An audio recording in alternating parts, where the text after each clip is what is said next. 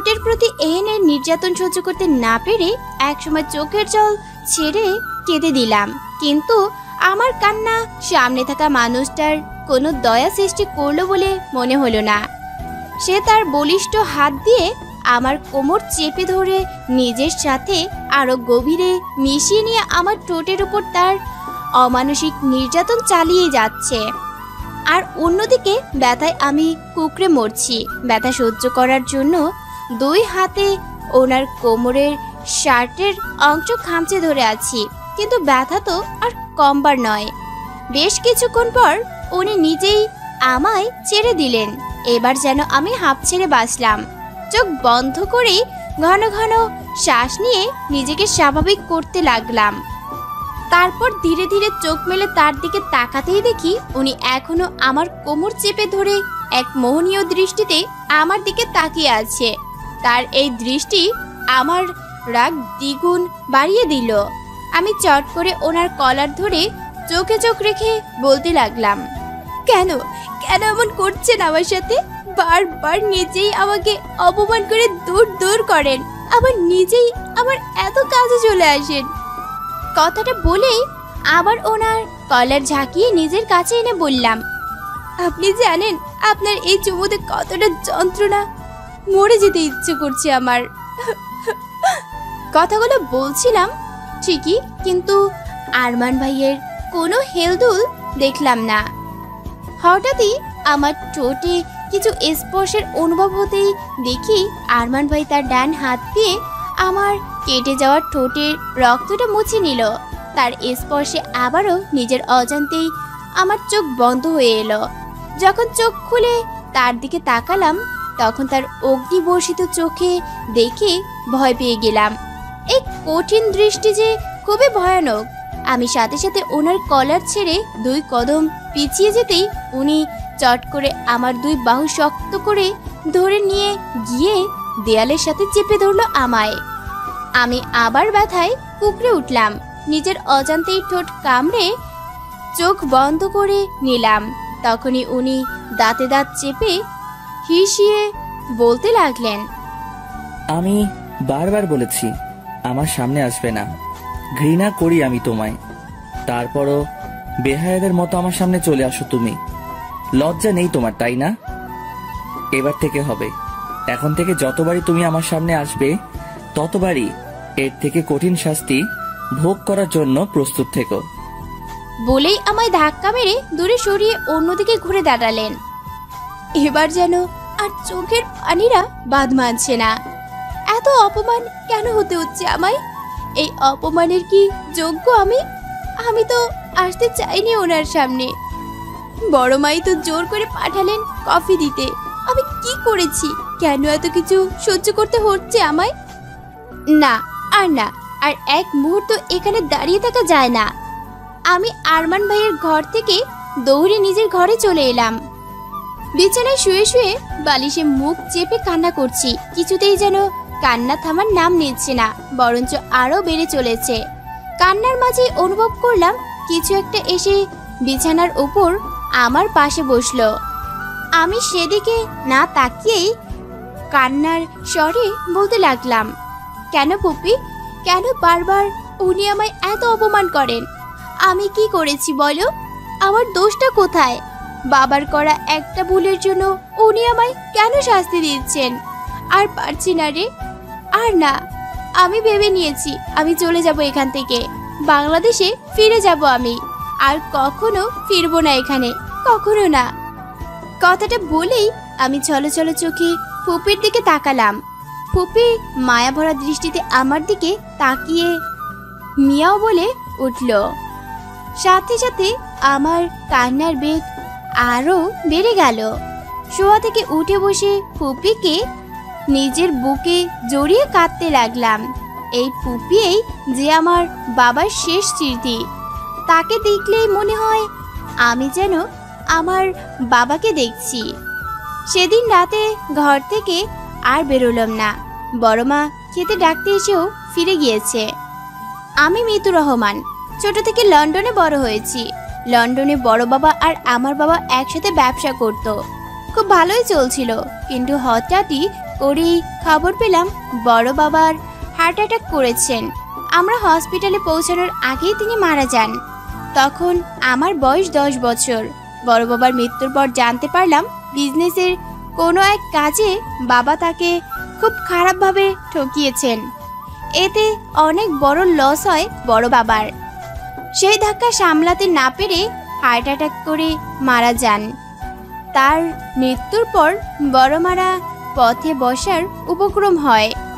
তখন বাবা তাদের সাহায্যের হাত বাড়িয়ে দিলেও বড় মা তাতে রাজি হননি। তিনি আরমান ভাইকে নিয়ে লন্ডনে বসবাসরত তার বাবার বাড়ি চলে যান।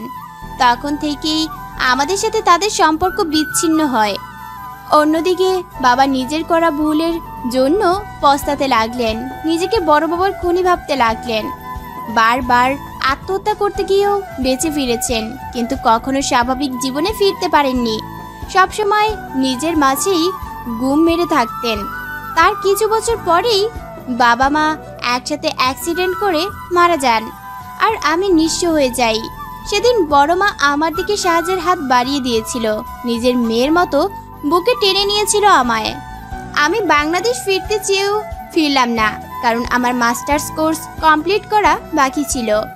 বড় মার বাড়িতে থেকে আমি মাস্টার্স কমপ্লিট করার সিদ্ধান্ত নিলাম, কিন্তু এখানে এসেই আরমান চৌধুরী নামক প্যারায় ভুগতে হচ্ছে আমায়। যখন তখন যেখানে সেখানে অপমান হতে হচ্ছে তার কাছে। তিনি এখন লন্ডনের নামকরা বিজনেসম্যানদের মধ্যে একজন। কাজ ছাড়া অন্য কোনো কিছুর দিকে তিনি ফিরেও তাকায় না, শুধু আমাকে অপমান করা ছাড়া। সারাদিন যন্ত্রের মতো কাজ করাবে আর সময় মতো আমাকে অপমান করে চলে যাবে। বাংলাদেশে ফিরে আসার কথা ভাবার পরেও সেটা আর সম্ভব হলো না। কিছুদিনের মধ্যেই আমার এক্সাম। এই মুহূর্তে কোনো রকমের বোকামি করলে চলবে না। পরীক্ষা শেষ হলেই এখান থেকে চলে যাব। সকালে ঘুম থেকে উঠে ফ্রেশ হয়ে নিলাম। কাল অনেক রাত অবধি কাদার জন্য চোখ মুখে ফুলে শেষ হয়ে গেছে। এই অবস্থায় বড় মা আমায় দেখলে লঙ্কা কাণ্ড বাঁধবে। তার বুঝতে এক মুহূর্ত দেরি হবে না যে আমার এই অবস্থা তার ছেলের জন্য হয়েছে। ওয়াশরুমের বেসিনে আয়নায় নিজেকে দেখতেই চমকে উঠলাম। সত্যি ঠোঁটটা বেশ খানিকটা কেটে গেছে, এই জন্যই এত জ্বলছিল। রাক্ষস একটা আমার ঠোঁট কামড়ে খেয়েছে। ইচ্ছে করছে মাথার সব চুল ছিঁড়ে ফেলি তার। নিজের রাগ কোনো রকম কন্ট্রোল করে ফ্রেশ হয়ে তাড়াতাড়ি কলেজের জন্য রেডি হয়ে নিলাম। হাত ঘড়ির দিকে তাকিয়ে দেখি 9টা বেজে গেছে। এতক্ষণে নিশ্চয়ই রাক্ষস খেয়ে দিয়ে বেরিয়ে গেছে। তাই আমিও আমার ব্যাগ নিয়ে নিচে বসার ঘরে চলে এলাম। বড় মা খাবার নিয়ে অপেক্ষা করছে। আমাকে দেখেই মিষ্টি হেসে বলে উঠলেন, good morning Mitu. Good morning বড় মা। বলেই আমি ডাইনিং টেবিলে চেয়ার টেনে বসতে যাব, তখনই সিঁড়ির দিকে তাকাতেই থমকে গেলাম। বুকের ভেতরটা ধক করে উঠল। কিছুক্ষণের জন্য থমকে গেল আমার পৃথিবী। আমার ঠিক সামনে দিয়েই হেঁটে আসছে আরমান ভাই। ইস, মানুষ এতটা সুন্দর কিভাবে! সাদা শার্টের উপর সিলভার কালারের ব্লেজারের সাথে সিলভার কালার প্যান্ট, মুখ ভর্তি চাপদাড়ি, কানে ইয়ারফোন, ব্রাশ করা হেয়ার, আর হাতে রোলেক্স ওয়াচ। সবকিছু মিলিয়ে যেন একদম পারফেক্ট। একটা মানুষ সবকিছুতে এতটা পারফেক্ট কি করে হয়? ওনার অ্যাটিটিউড, ওনার ইগো সবটাই যেন পাগল করে দেওয়ার মতো, যেমনটা এখন আমি হচ্ছি। উনি সিঁড়ি বেয়ে নেমে সোজা বাইরে চলে যাচ্ছেন, যা দেখে বড় মা বলে উঠলেন, আরমান, খেয়ে যাবি না? বড় মা কথায় উনি থেমে গিয়ে এক কদম পিছিয়ে বড় মার দিকে তাকিয়ে গম্ভীর কণ্ঠে বলে উঠলেন, যার তার সাথে বসে এক টেবিলে খাওয়ার কোনো ইচ্ছে বা রুচি কোনোটাই আমার নেই। আমি অফিসে খেয়ে নেব। বলেই এক নজর আমার দিকে তাকিয়ে হাতে থাকা কালো সানগ্লাসটা পড়তে পড়তে বাড়ি থেকে বেরিয়ে গেল। ওনার এমন কথায় কেন জানি না মনে হলো কেউ আমার হৃৎপিণ্ডে সুচ ফোটাচ্ছে। ভেতর থেকে কান্না বেগ আসছে। আমার উচিত এই মুহূর্তে এখান থেকে চলে যাওয়া, কিন্তু নিজের কান্না অনেক কষ্টে দমন করে মুখে হাসি রেখা ফুটিয়ে চেয়ারে টেনে বসে পড়লাম। মিতু, তুই ওর কথায়। আমি কিছু মনে করিনি বড় মা। এসব কথা এখন আর গায়ে মাখি না আমি, কিন্তু শুধু আমিই জানি কথাটা আমার ভেতরে কতটা ক্ষত করেছে। মনে হচ্ছে শরীরে কাটা অংশে কেউ লবণ লাগিয়ে দিচ্ছে, যার জন্য এত জ্বালা। আর এখন কি না আমি সেই জ্বালাটাকে আমি উপেক্ষা করে নির্লজ্জের মতো খেতে বসেছি। আর কি বা করতে পারি? বড় মার সামনে যতবারই আসি ততবারই নিজেকে অপরাধী বলে মনে হয়। যতই হোক, আজ আমার বাবা একটা ভুলের জন্য উনি স্বামীহারা। এত কিছুর পরও এখন উনি আমার নিজের মেয়ের মতো আগলে রেখেছে। আমি কি করে এনাদের উপর নিজের রাগ জেদ খাটাতে পারি? তাই তো এখন বড় মার মন রাখতে এই অপমানের পরেও খেতে বসতে হচ্ছে। আর কিছুই যে করার নেই। খাওয়া দাওয়া করেই আমি ভার্সিটির উদ্দেশ্যে রওনা হলাম। সেদিন সারাটা দিন আর আরমান ভাইয়ের সাথে দেখা হয়নি আমার। বলতে গেলে আমি দেখা করার সুযোগ পোষণ করিনি। ভার্সিটি থেকে ফিরে বড় মার সাথে দেখা করে সেই ঘরে ঢুকেছি, এখন অবধি বের হইনি। ঘরের মধ্যেই পুফিকে নিয়ে ব্যস্ত ছিলাম। 3 বছর আগে হুমায়ুন আহমেদের পুফি গল্পটা পড়ার পর মনের মাঝে ভীষণ রকম ইচ্ছে জমেছিল পুফির মতোই একটা বেড়াল পোষার। ইচ্ছেটা স্মৃতি জানিয়ে বাবা আমাকে এই পুফি উপহার দেয়। যদি এই পুফির গল্পের মতো পুফির মতো ডান চোখের উপরে সাদা দাগ নেই, তবুও আমি অনেক খুশি। গল্পের নামেই আমি এর নাম রেখেছি পুফি। তার পুরো শরীর কুচকুচে কালো, অন্ধকারের মাঝেও যেন চকচক করা দুটি চোখ। আজ 3 বছর যাবৎ পুফি আমার সাথেই আছে, আমার সময় অসময়ে সাথী। ও যেন আমার সব ভাষা বুঝতে পারে। মুখের ভাষা না বুঝলেও চোখের ভাষা ঠিকই বুঝে। পুফিকে নিয়ে এসব কথাই ভাবছিলাম। ঠিক তখনই সার্ভেন্ট এসে আমার রাতের খাবারের জন্য ডেকে গেল। আমিও সময় নষ্ট না করে পুফিকে কোলে নিয়ে রুম থেকে বেরিয়ে এলাম। কিছু দূর আসতেই হঠাৎ পুফি আমার কোল থেকে নেমে আরমান ভাইয়ের ঘরে ঢুকে পড়ল। পুফির এমন কাজে আমি থমকে গেলাম। আমি ওই রাক্ষসটার সামনে যাব না বলে আমি নিজের কাছেই প্রমিস করেছি, কিন্তু এখন কি করব? ধুর, অত কিছু না ভেবে সামনের দিকে পা বাড়ালাম। ও একা যখন ঘরে ঢুকতে পেরেছে তখন একা বেরোতেও পারবে, কিন্তু আমি এই মুহূর্তে ওই রাক্ষসটার সামনে যাচ্ছি। ওখান থেকে চলে আসার জন্য পা বাড়িয়েও থমকে গেলাম।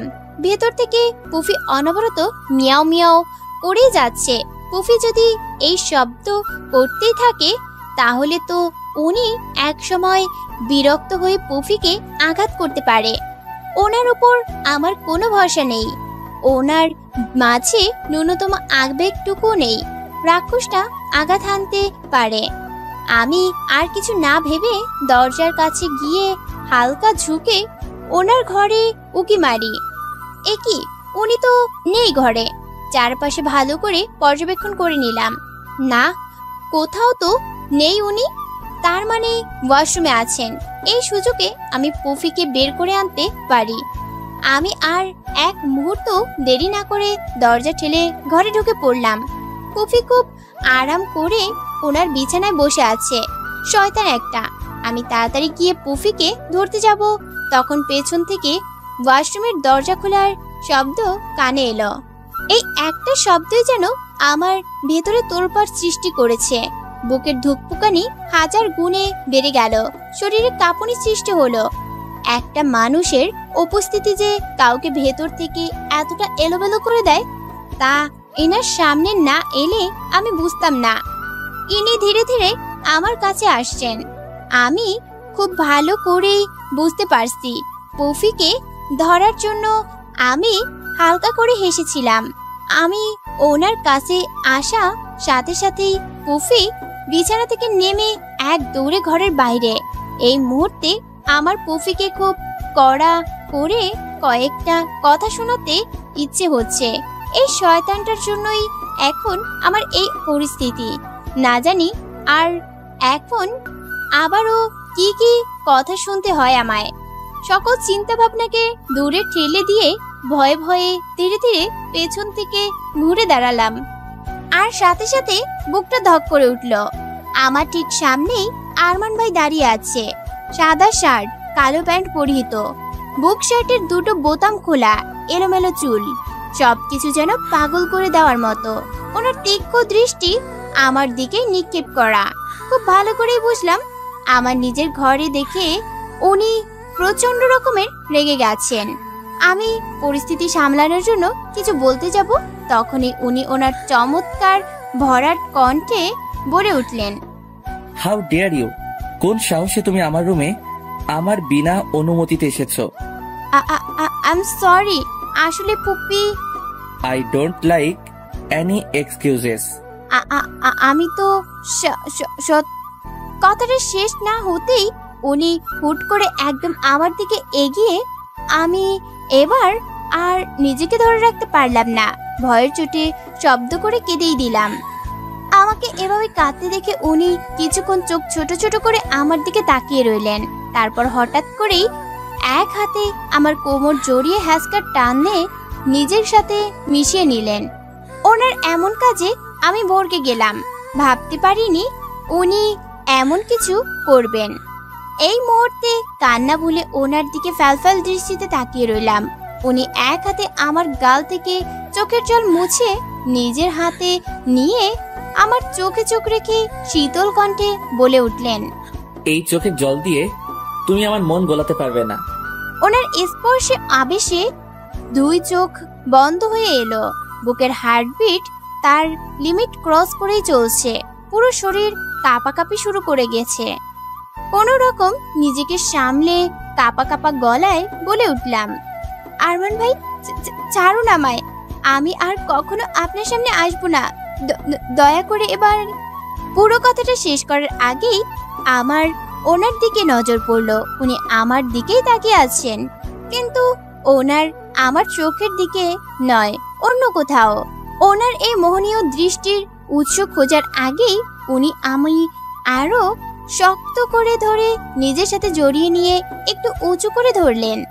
ওনার এই কাজের কোনো মানে আমি বুঝে ওঠার আগেই উনি আমার কাঁধে থাকা কালো তিলটাতে কামড় বসিয়ে দিলেন। ওনার এমন কাজে আমি থমকে গেলাম। থমকে গেল আমার পুরো পৃথিবী। শরীরের কাঁপুনি দ্বিগুণ বেড়ে গেল, সাথে হার্টবিটও, শ্বাসের ঘনত্ব বেড়ে গেল। কি করব না করব কিছুই মাথায় আসছে না। এরই মাঝে উনি নাক দিয়ে আমার গলায় স্লাইড করতে লাগলেন। ওনার উষ্ণ শ্বাস আমার গলায় পড়ছে। এবার যেন আমার পুরো পাগল হওয়ার পালা। দুই হাতে নিজের জামা খামচে ধরে ঠোঁট কামড়ে দিয়ারিয়ে রইলাম। ওনাকে বাধা দেওয়ার মতো শক্তিও যেন দেহে অবশিষ্ট নেই। এরই মাঝে উনি আমার গলায় স্লাইড করতে করতেই গম্ভীর কণ্ঠে বলে উঠলেন, গেট লস্ট। এবার আমার টনক নড়ল। চোখ বড় বড় করে ওনার দিকে তাকাতেই উনি আমার গলা থেকে মুখ তুলে আমার চোখে চোখ রেখে মুখ শক্ত করে আবারও বলে উঠলেন, গেট লস্ট। বলেই আমাকে ছেড়ে অন্যদিকে ঘুরে দাঁড়ালেন। আমি এক মুহূর্ত দেরি না করে ওখান থেকে দৌড়ে নিজের রুমে চলে এলাম। বিছানার ওপর পা তুলে বসে চোখ বন্ধ করে নিলাম। এখনো যেন ওনার স্পর্শ গুলো স্পষ্ট আমার কাছে। কেমন যেন সবকিছু এলোমেলো লাগছে। না, এই লোক সাংঘাতিক লোক। একদিন উনি আমায় মেরেই ফেলবেন। উফ, মাথা থেকে সবকিছু ঝেড়ে ফেলার কম্বল মুড়ি দিয়ে শুয়ে পড়লাম। আজ রাতেও আর খাওয়া হলো না। সকালে ঠিক 9টার দিকে ঘর থেকে বের হলাম।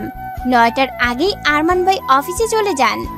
ওনার সামনে যেন পড়তে না হয়, তাই এই বুদ্ধি বের করেছি আমি। কিন্তু ভাগ্য খারাপ, সিঁড়ি বেয়ে নামার সময় ডাইনিং টেবিলে নজর পড়তেই থমকে গেলাম। আরমান ভাই নাস্তা করছেন। ওনাকে দেখে উল্টো ঘুরে উপরে ওঠার চেষ্টা করেও লাভ হলো না। বড়মা দেখে ফেললো। আরে মিতু, এতক্ষণে তোর নিচে নামার সময় হলো? এতক্ষণ ধরে আমি আরমানকে বসিয়ে রেখেছি। বড় মার কথা শুনে আমি ওখানেই দাঁড়িয়ে একবার আরমান ভাইয়ের দিকে তাকিয়ে আবার বড় মার দিকে প্রশ্নবোধক দৃষ্টিতে তাকালাম। মানে? কাল তুই বললি না কয়েকটা ছেলে তোকে ভার্সিটি যাওয়ার সময় ডিস্টার্ব করেছে, তাই আজ আমি ঠিক করেছি তুই আজ থেকে আরমানের সাথে ভার্সিটিতে যাবি। আরমান তোকে রোজ ভার্সিটি ছেড়ে দেবে। কথাটা শুনে মাথায় পুরো আকাশ ভেঙে পড়ল। চট করেই আরমান ভাইয়ের দিকে তাকিয়ে দেখি উনি নির্ভীক হয়ে খেয়ে চলেছেন। আমি এবার তাড়াতাড়ি করে সিঁড়ি থেকে নেমে বড় মার কাছে এসে দাঁড়িয়ে বলে উঠলাম, না না বড় মা, তার কোনো প্রয়োজন হবে না, আমি একাই যেতে পারবো। সেটা আমিও জানি, কিন্তু ভালো মন্দ বলেও তো কিছু একটা আছে। তোর দায়িত্ব যখন নিয়েছি তখন তোর ভালো মন্দ দেখার ভারটাও আমার। এ নিয়ে এখন আর কোনো কথা নয়। কথাটা শেষ হতেই উনি খাওয়া শুরু করে চলে গেলেন। যেতে যেতে বলে গেলেন, আমি গাড়িতে অপেক্ষা করছি। চরম বিরক্তিকর একটা ভাব নিয়ে গাড়ির ভেতর বসে আছি। যতই সেকেন্ড বাড়ছে বিরক্তিটা ততই বেড়ে চলেছে। সে কখন গাড়িতে চড়ে বসে আছি, কিন্তু এখন অবধি উনি গাড়ি চালানোই শুরু করেননি। এদিকে আমার দেরি হয়ে যাচ্ছে। উনি যদি আমায় নাই নিয়ে যাবেন তাহলে গাড়ি থেকে নামতে বললেই তো হয়ে যায়। এইভাবে আমার দেরি করানোর কি মানে? নিজের বিরক্তি আর দমন করতে না পেরে ওনার দিকে তাকিয়ে কিছু একটা বলতে যাব, তার আগেই উনি দুই হাত স্টিয়ারিং এ রেখে চোখের দৃষ্টির সামনে নিক্ষেপ করে শীতল কণ্ঠে বলে উঠলেন, সিট বেল্ট বেঁধে নাও। এবার আমার গা পিত্তি সবকিছুতে দাউ দাউ করে আগুন জ্বলতে লাগলো। সামান্য একটা সিট বেল্টের জন্য উনি এতক্ষণ যাবৎ দাঁড়িয়েছিলেন। সিট বেল্ট লাগানোর প্রয়োজন নেই, আপনি গাড়ি চালান বলেই দুই হাত বুকে ভাঁজ করে নিয়ে সিটে হেলান দিয়ে বসলাম আর চোখে ওনার দিকে তাকালাম। আমার কথায় হয়তো একটু বেশিই রাগ করেছেন উনি। চোখ মুখ শক্ত করে সামনের দিকে তাকিয়ে খুব শক্তভাবেই গিয়ারে হাত রাখলেন উনি। আর কিছুক্ষণের মধ্যেই গাড়ি চালাতে শুরু করলো। না না, চলতে নয়, এ তো পুরো উঠতে শুরু করেছে। গাড়ির স্পিডের ঠেলায় আমার আত্মারাম হাওয়া হয়ে গেছে। এত জোরে কেউ গাড়ি চালায়? এক্ষুনি তো অ্যাক্সিডেন্ট হয়ে যাবে। কি করছেন কি আরমান ভাই? গাড়ি ধীরে চালান, এত জোরে কেন চালাচ্ছেন? আরমান ভাই গাড়ি থামান, আমার ভয় করছে, প্লিজ আরমান ভাই গাড়ি থামান। ভয়ে আমি ওখানে বসেই কেঁদে দিলাম। দুই হাতে ওনার স্টিয়ারিং থাকায় এক হাত ধরে ঝাঁকাতে লাগলাম। আরমান ভাই প্লিজ গাড়ি থামান, আমার ভয় করছে, যে কোনো মুহূর্তে অ্যাক্সিডেন্ট হয়ে যেতে পারে। আরমান ভাই প্লিজ গাড়ি থামান, আমি সিট বেল্ট পরছি, এক্ষুনি পরছি, আপনি গাড়ি থামান প্লিজ। কথাটা শেষ আরমান ভাই খুব জোরেই ব্রেক কষলো, যার কারণে আমি নিজের প্রতি নিয়ন্ত্রণ হারিয়ে সামনের দিকে হুমড়ি খেয়ে পড়লাম।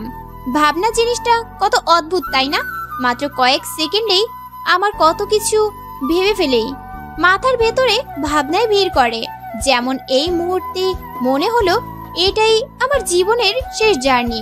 ভাবনাটা মাথায় আসার সাথে সাথেই আমার কপাল কিছু একটার সাথে ধাক্কা খেলো, কিন্তু মোটেও আমি ব্যথা পেলাম না। তবে কি আমি মরে গেছি, যার কারণে আঘাত পেয়েও আমার ব্যথা অনুভব হচ্ছে না? ভাবতে ভাবতেই মাথা তুলে সামনে তাকাতেই দেখি আমার কপালের ঠিক সামনে আরমান ভাইয়ের হাত উপস্থিত। তার মানে আমার কপাল ওনার হাতে লাগার কারণে কোনো ব্যথা পাইনি বা কোনো ক্ষতিও হয়নি। যদি উনি সামনে হাত না রাখতেন তবে আমার কপাল গাড়ির সামনের ডেস্কে গিয়ে লাগতো। ভাবতেই গা শিউরে উঠছে। ভয়ে ভয়ে ওনার দিকে তাকাতেই দেখি উনি চোখ মুখ লাল করে আমার দিকে তাকিয়ে আছে। আমি তাড়াতাড়ি সোজা হয়ে বসে সিট বেল্ট লাগিয়ে নিলাম। এই কাজটা যদি কিছুক্ষণ আগে করতাম তাহলে হয়তো এই পরিস্থিতিটা সৃষ্টিই হতো না। নিজের ওপরই খুব রাগ হচ্ছে এখন আমার। কি দরকার ছিল রাগ দেখানোর? এবার বোঝো ঠালা। আমি সিট বেল্ট লাগানোর সাথে সাথেই উনি গাড়ি চালাতে শুরু করলেন, খুব স্বাভাবিকভাবেই, যেন এতক্ষণ যাবৎ কিছুই ঘটেনি। ওনার এমন রিয়াকশন আমার কিছুতেই হজম হচ্ছে না। আর একটু হলেই আমি ইহকাল ত্যাগ করতাম, আর এই লোকের যেন সেটা মাথাতেই নেই। আমি যেন এই পৃথিবীতে একজনই, যে সে বাঁচলো কি মরলো তাতে কারো কিছু যায় আসে না। না বাবা না, আমি আর দ্বিতীয়বার এই লোকের গাড়িতে চড়বো না। এত তাড়াতাড়ি মরার কোনো শখ নেই আমার। আমার ভাবনার মাঝেই আমরা ভার্সিটি পৌঁছে গেলাম। রাগে ক্ষোভে কোনো কথা না বলেই গাড়ি থেকে বেরিয়ে গাড়ির দরজা ঠাস করে বন্ধ করে দিলাম। তার সাথে সাথেই আরমান ভাই সা করে গাড়ি স্টার্ট করতেই আমি চেঁচিয়ে উঠলাম, আমার ওড়না! বলেই নিজের হাত ব্যাগ দিয়ে নিজেকে ঢাকার প্রাণপণ চেষ্টা করতে লাগলাম। গাড়ি কিছু দূর গিয়েই থেমে গেল। আমি ফ্যালফ্যাল দৃষ্টিতে সেদিকেই তাকিয়ে আছি। কিছুক্ষণের মধ্যেই আরমান ভাই গাড়ি থেকে বের হয়ে এলো। দরজার সাথে আটকে থাকা আবার ওড়নাটা এক টানে খুলে সেটা নিয়ে আমার দিকে এগুতে লাগলো। আমি ভ্যাবলাকান্তের মতো সেদিকে তাকিয়ে আছি। কি করব না করব কিছুই মাথায় আসছে না। প্রচন্ড অস্বস্তিতে মাথা এলোমেলো হয়ে গেছে। ভার্সিটির সকলে আমার দিকেই তাকিয়ে আছে। সেটা লক্ষ্য করে অস্বস্তি আরো দ্বিগুণ বেড়ে গেল। উনি আমার কাছে এসে আলতোভাবে আমার পুরো শরীরে ওড়না জড়িয়ে দিয়ে কোনো কথা না বলে চলে গেলেন। ওড়না জড়িয়ে দেওয়ার সময় উনি আমার খুব কাছে চলে এসেছিলেন, যার কারণে বুকের ধুকপুকুনি একটু বেশিই বেড়ে গেছে। নিঃশ্বাস ঘন হয়ে এসেছে। চোখ বন্ধ করে নিজেকে স্বাভাবিক করে পেছনে ঘুরে হাতটা শুরু করলাম। উদ্দেশ্য ভার্সিটি, ফ্রেন্ডদের সাথে দেখা করা। তারা ভার্সিটির মাঠে দাঁড়িয়ে আছে। সবার দৃষ্টি আমার দিকেই। আমি তাদের পাশে গিয়ে দাঁড়াতেই অলিভিয়া বলে উঠল, হাই, আরমান চৌধুরী তোমার কে হয়? আমি অবাক দৃষ্টিতে তার দিকে তাকালাম। তুমি ওনাকে চেনো? ওনাকে কে না চেনে? লন্ডনের বেস্ট বিজনেসম্যানদের মধ্যে একজন, আর আমার ক্রাশ ও। লিওনির কথা শুনে আমি তার দিকে বুড়ো কুচকে তাকালাম। হাই, বললে না তো কে হন উনি? তোমার boyfriend? No no, he is my cousin. What? এই কথাটা তুমি আমাদের এতদিন বলনি কেন? আরমান চৌধুরী তোমার কাজিন হয়? এখানে তো দেখি সকলে আরমান ভাইকে চেনে। সবাই সেই তখন থেকে ওনার গুণগান গাইছে, কিন্তু আমার কেন জানি না এদের মুখে আরমান ভাইয়ের প্রশংসাটা মোটেও পছন্দ হচ্ছে না। ওনার অ্যাটিটিউড, ওনার স্মার্টনেস কিছুই কিছু বাদ দিচ্ছে না। রাগে পুরো গা জ্বলে ছারখার হয়ে যাচ্ছে। লন্ডনে উনি নিজের বিজনেস প্রমোট করছে নাকি নিজের স্মার্টনেস কিছুই বুঝতে পারছি না। একবার বাড়ি যাই, তারপর ওনাকে দেখাচ্ছি মজা। ওনার অ্যাটিটিউডের কি 12টা বাজাতে হয় তা ভালো করেই আমি জানি। ভার্সিটি থেকে বাড়ি ফিরে সোজা কিচেনে চলে গেলাম। ওখান থেকে একটা তেলের বোতল হাতে নিয়ে বের হলাম। সিঁড়ির কাছে এসে প্রথম ধাপেই তেল ফেলে দিলাম। কিছুক্ষণের মধ্যেই উনি চলে আসবেন, আর যখন সিঁড়ি বেয়ে উপরে উঠতে যাবে তখনই তেলের স্লিপ কেটেই ধপাস। তারপর দেখি ভাঙা কোমর নিয়ে কি করে অ্যাটিটিউড মারে। নিজে নিজেই একটা ভেংচি কেটে আবার কিচেনে চলে এলাম। তেলের বোতলটা রেখে গুনগুন করতে করতে সিঁড়ি বেয়ে উপরে উঠতে যাব, তখনই বেখেয়ালে সিঁড়ির প্রথম ধাপে পা দিতেই না পড়িনি, কেউ একজন আমায় আগলে রেখেছে।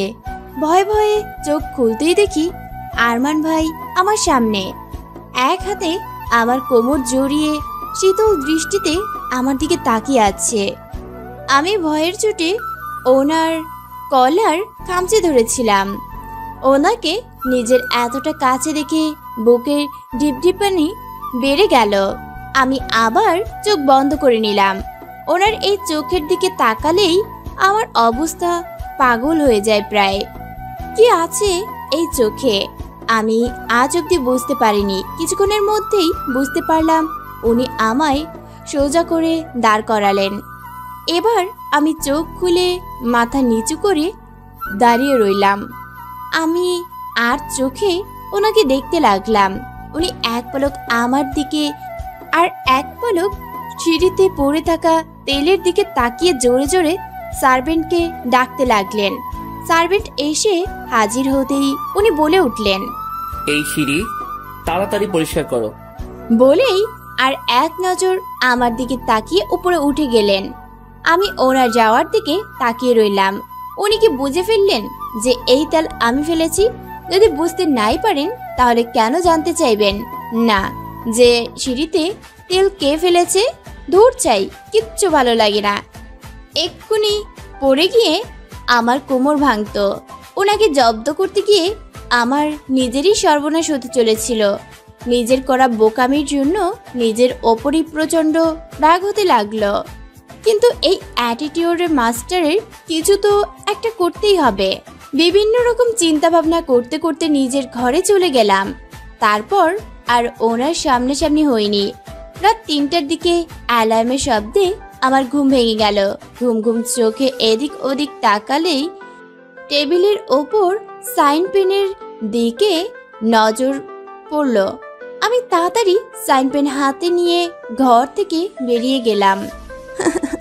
আমি জানি উনি রাতের বেলাও দরজা লক না করেই ঘুমান।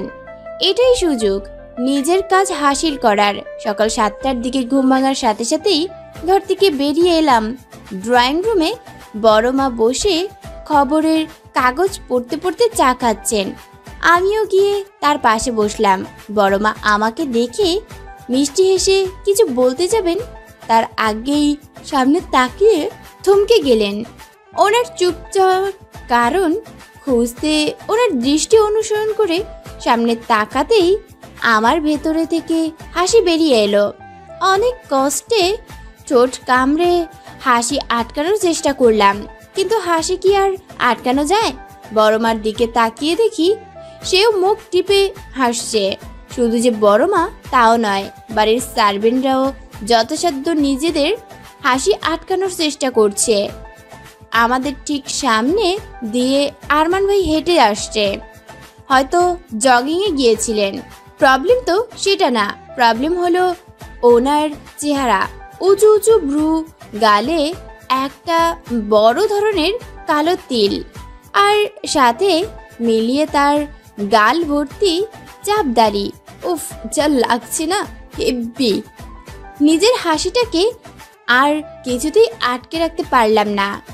উনি এই অবস্থায় পুরো শহর ঘুরে এলেন। বাহ! আমাদের সকল এভাবে মুখ টিপে টিপে হাসতে দেখি আরমান ভাই বুড়ো কুচকে কিছু না বলেই উপরে চলে গেলেন। আর বাড়িতে হাসি রোল পড়ে গেল। সবাই যেন হাসতে হাসতে গড়াগড়ি খাচ্ছে। আমাদের হাসির মাঝেই হঠাৎ করে ওনার ঘর থেকে কিছু ভাঙচুর করার শব্দ এলো। বুঝতে বাকি রইল না উনি প্রচণ্ড রকম রেগে গিয়েছেন। উনি যদি জানতে পারে জানোই যে আমি করেছি, তো উনি আমায় কাঁচায় চিবিয়ে খেয়ে ফেলবেন। ভয়ে আমি তাড়াতাড়ি নিজের ঘরে গিয়ে কিছুক্ষণের মধ্যেই ভার্সিটির জন্য রেডি হয়ে নিলাম।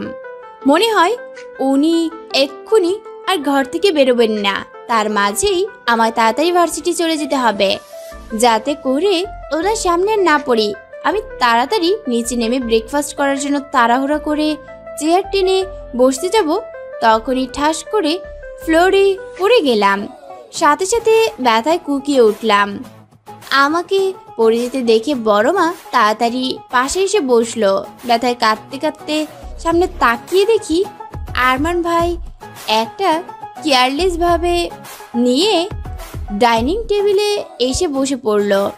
তারপর পেছনে তাকাতেই দেখলাম চেয়ার আমার থেকে অনেক দূরে সরে রয়েছে। বুঝতে বাকি রইল না চেয়ার সরানোর কারণ আমি পড়েছি, কিন্তু চেয়ার সরালো কে? আরমান ভাই। আমি রাগে কটমট করতে করতে কোমরে হাত রেখে উঠে দাঁড়ালাম। তোর বেশি লাগেনি তো মা? আমি জোরে জোরে না বোধক মাথা ঝাঁকালাম, যদিও আমার যথেষ্ট লেগেছিল। আশেপাশে তাকিয়ে দেখি সার্ভেন্টরা সকলে স্ট্যাচুর মতো দাঁড়িয়ে আমাকেই দেখছে। ইচ্ছে হলো কড়া করে কয়েকটা কথা শুনিয়ে দেই। এখানে কি সার্কাস চলছে যে এইভাবে হা করে তাকিয়ে আছে আমার দিকে? আমি এবার আরমান ভাইয়ের দিকে তাকালাম। উনি আমার দিকে না তাকিয়ে স্যান্ডউইচ খেয়েই চলেছেন। তার এই ডোন্ট কেয়ার ভাব আমার সহ্য হলো না। রাগে দুঃখে কিছু না বলে বাড়ি থেকে বেরিয়ে এলাম। ভার্সিটিতে ক্লাস শেষ হতেই মার্ক আমার পাশে এসে দাঁড়ালো। হোয়াটসঅ্যাপ মেঠু? আমার নামের এমন বিকৃতি উচ্চারণ শুনে আমি কিছুটা চেতে গেলাম মার্কের উপর। Don't call me Methu, call me Mitu. আব ম্যাথু অফ হোয়াট এভার। এই এই কি বললে তুমি? আমার নাম তোমার কাছে হোয়াট এবার বলে মনে হচ্ছে? আরে নো নো, আমি তো চেষ্টা করছি বাট হচ্ছে না। Matthew Matthew. ওর উচ্চারণের স্টাইল দেখে আমি ফিক করে হেসে দিলাম। আমার হাসি দেখে সেও হালকা হেসে বাম হাতে মাথার পেছনে হালকা চুলকালো। আমি আরও এক রাশ হেসে সামনের দিকে হাঁটতে লাগলাম। It's okay. আমার কথা শুনে এবার মার্কও আমার পাশে হাঁটতে লাগলো। হ্যাঁ ম্যাথু, তুমি কি বাড়িতে যাচ্ছ? কেন? না মানে আমি যদি তোমায় তোমার বাড়ি অব্দি লিফট দেই তবে কি তুমি সেই লিফট নেবে? না তো। ওফ কাম অন ম্যাথু, আজকের দিনটা প্লিজ। আজ হঠাৎ করে আমার প্রতি এত দরদ কোথা থেকে এলো তোমার? হঠাৎ করে কোথায়? যা হয়েছে তা তো ধীরে ধীরে হয়েছে। নাথিং, আমি কার নিয়ে আসছি, তুমি একটু ওয়েট করো। বলেই মার্ক চলে গেল। আমিও ভার্সিটির বাইরে দাঁড়িয়ে ওর জন্য অপেক্ষা করছিলাম। তখনই একটা গাড়ির দিকে আমার চোখ আটকে যায়। গাড়িটা তো আরমান ভাইয়ের। হ্যাঁ, আরমান ভাইয়েরই। উনি এখানে কেন এসেছিলেন? আমাকে নিয়ে যাওয়ার জন্য? যদি তাই হয় তাহলে আমায় না নিয়েই এভাবে চলে যাচ্ছেন কেন? আর উনি আমাকেই বা কেন নিতে আসবেন? কোনো কাজে এসেছিলেন হয়তো, কিন্তু এদিকে কি কাজ থাকতে পারে ওনার? আমার ভাবনার মাঝেই মার্ক তার গাড়ি নিয়ে হাজির হলো। আমিও কোনো কথা না বলে গাড়ির সামনের সিটে গিয়ে বসে পড়লাম। রাস্তায় মার্ক অনেক কথাই বলছিল, কিন্তু মন ছিল সেই গাড়ির দিকে। আরমান ভাই ভার্সিটি কেন এসেছিলেন? বাড়িতে পৌঁছে আমি গাড়ি থেকে নেমে পড়লাম। মার্কের পাশে এসে জানালা দিয়ে তাকিয়ে বললাম, মার্ক বাড়ির ভেতরে চলো। ইটস ওকে, অন্য একদিন আসবো। আচ্ছা, তার মানে আবার আমায় লিফট দেওয়ার ইচ্ছে আছে বুঝি? হয়তো। Okay bye. বলেই মার্ক তার গাড়ি ছুটিয়ে চলে গেল। আমিও আর কিছু না ভেবে বাড়ির ভেতরে যাওয়ার জন্য পা বাড়ালাম। তখনই বাড়ির সামনে দুটো গাড়ি দেখে একটু অবাক হলাম। একটা গাড়ি আরমান ভাইয়ের, যেটা আমি কিছুক্ষণ আগে ভার্সিটির বাইরে দেখলাম। আর একটা গাড়ি কার? কেউ কি এসেছে বাড়িতে? আমি তাড়াতাড়ি বাড়ির ভেতরে গেলাম, কিন্তু ড্রয়িং রুমে কাউকেই দেখতে পেলাম না। আশেপাশে ভালোভাবে পর্যবেক্ষণ করে উপরে নিচের রুমে যেতে লাগলাম। তখনই আমার চোখ আরমান ভাইয়ের ঘরের মধ্যে পড়ে। দরজা খোলাই ছিল, যার কারণে ঘরের ভেতরটা স্পষ্ট দেখা যাচ্ছে। আরমান ভাইয়ের বেডের উপর বসে আছেন, এক পা ছড়িয়ে অন্য পা ভাঁজ করে তার হাঁটুর ওপর এক হাত রেখেছেন। তার পাশে বসে একজন ভদ্রলোক ওনার হাত ধরে রয়েছেন। দেখে মনে হচ্ছে পালস চেক করছেন। তার মানে ডক্টর। কিন্তু ডক্টর বাড়িতে কি করছেন? আরমান ভাইয়ের কি কিছু হয়েছে? বড় মা পাশে দাঁড়িয়ে আছে। আমি যে ভেতরে যাব তারও তো কোনো উপায় নেই। আমায় দেখলেই আরমান ভাই তেলে বেগুনে জ্বলে উঠবেন। তাই উপায় না পেয়ে দরজার আড়ালে দাঁড়ালাম। মিস্টার চৌধুরী, আপনার তেমন কিছু হয়নি। আপনি ফিজিক্যাল একদম ফিট। আপনার এসব শ্বাসকষ্ট, বুকে ব্যথা এসব কিছুই নর্মাল। এসব কিছু একটা নর্মাল মানুষের ক্ষেত্রে হয়ে থাকে। সব মানুষ এভাবে ইমোশনাল হয়ে থাকে, আপনিও তার ব্যতিক্রম নন। What do you mean doctor Boston?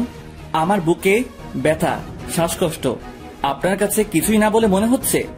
R you think I am gone mad? আমি শুধুই আপনাকে এখানে ডেকে পাঠিয়েছি। নো, আপনি রেগে যাচ্ছেন কেন মিস্টার চৌধুরী? It's okay. আপনার যদি নিজেকে নিয়ে এতটাই কনফিউশন থেকে থাকে তাহলে আমি টেস্ট করে দিচ্ছি, সেগুলো করিয়ে নিন, প্রবলেম সলভ। বলেই ডক্টর বোস্টন প্রেসক্রিপশন লিখতে বসলেন। আমি আর বাইরে দাঁড়িয়ে থাকতে পারলাম না। ভেতরে ঢুকতে যাব তখনই আমার দিকে আরমান ভাইয়ের নজর পড়ে। আর উনি ওনার রক্তলাল চোখ মুখ আরো শক্ত করে বলে উঠলেন, গেট লস্ট। সাথে সাথে আমি থমকে গেলাম। তার সাথে সাথে ডক্টর আর বড় মাও। উনি আবার আমার দিকে তাকিয়ে গর্জন করে উঠে বললেন, I said get lost all of you. এবার আমি কিছু দৌড়েই ঘর থেকে বেরিয়ে এলাম। কেন যে ঘরে ঢুকতে গেলাম কে জানে, কিন্তু ওনার কি হয়েছে সেটাও তো পরিষ্কার করে জানা হলো না। আমি বেরোনোর কিছুক্ষণের মধ্যে বড় মা ডক্টর বোস্টনকে নিয়ে ঘর থেকে বেরোলেন। ডক্টর বোস্টন, আপনি আরমানের ব্যবহারে প্লিজ কিছু মনে করবেন না। ও হয়তো কিছু একটা নিয়ে খুব টেনসড আছে। নো, ইটস ওকে, আমি বুঝেছি। আসলে তেমন কোনো অসুখই করেনি, এটা জাস্ট ইমোশনাল রিয়্যাক্ট বলতে পারেন। আমরা সকলকে কখনো না কখনো এই অনুভূতিটা অনুভব করেছি। হয়তো মিস্টার চৌধুরী এতদিন অনুভূতি থেকে বঞ্চিত ছিল, তাই হঠাৎ এরকম একটা অনুভূতি উনি হজম করতে পারেনি। ডক্টর বোস্টন আরও কিছুক্ষণ বড় মায়ের সাথে কথা বলে চলে গেলেন। আসলে বড় লোকেরা এরকমই হয়, পান থেকে চুন খসতেই ডক্টর ডক্টর বলে চেঁচানো শুরু করে। আর আমি কত ভয়টাই না পেয়েছিলাম। উফ, কালে কালে আর কত কি যে দেখতে হবে জানি না বাপু। বুড়োদের মতো একটা ডায়লগ ছেড়ে নিজের ঘরে চলে এলাম। ব্যাগটা বিছানার উপর রেখেই ওয়াশরুমে চলে গেলাম লম্বা একটা শাওয়ার নেওয়ার জন্য। কিছুক্ষণ পর শাওয়ার নিয়ে ওয়াশরুম থেকে বেরিয়ে কাবার্ডের দিকে এগোলাম। কাবার্ড খুলতেই আমার পেছনে কারো অস্তিত্ব টের পেলাম। সাথে সাথেই বুকের ভেতরটা ধক করে উঠল। পেছনের মানুষটাকে দেখার জন্য ঘুরে দাঁড়াতেই থমকে গেলাম। আরমান ভাই। ওনার চোখ দেখে ভয়ে আমার অন্তরাত্মা কেঁপে উঠল। উনি আমার ঘরে কি করছেন এসব ভাবনা মাথাতে আসলেই বেশিক্ষণ টিকল না। এই মুহূর্তে আমার মাঝে ভয়ের থেকে বেশি লজ্জা অস্থির কাজ করতে লাগলো, কারণ আমি শুধু একটা বাথ টাওয়াল পরে রয়েছি। কি করব না করব ভাবছি। এরই মাঝে উনি আমার দিকে একদম এগিয়ে এলেন। আমি সাথে সাথে কাবার্ডের সাথে মিশে গেলাম। ভয়ের লজ্জায় অস্থিরতাতে চোখ বন্ধ করে নিলাম।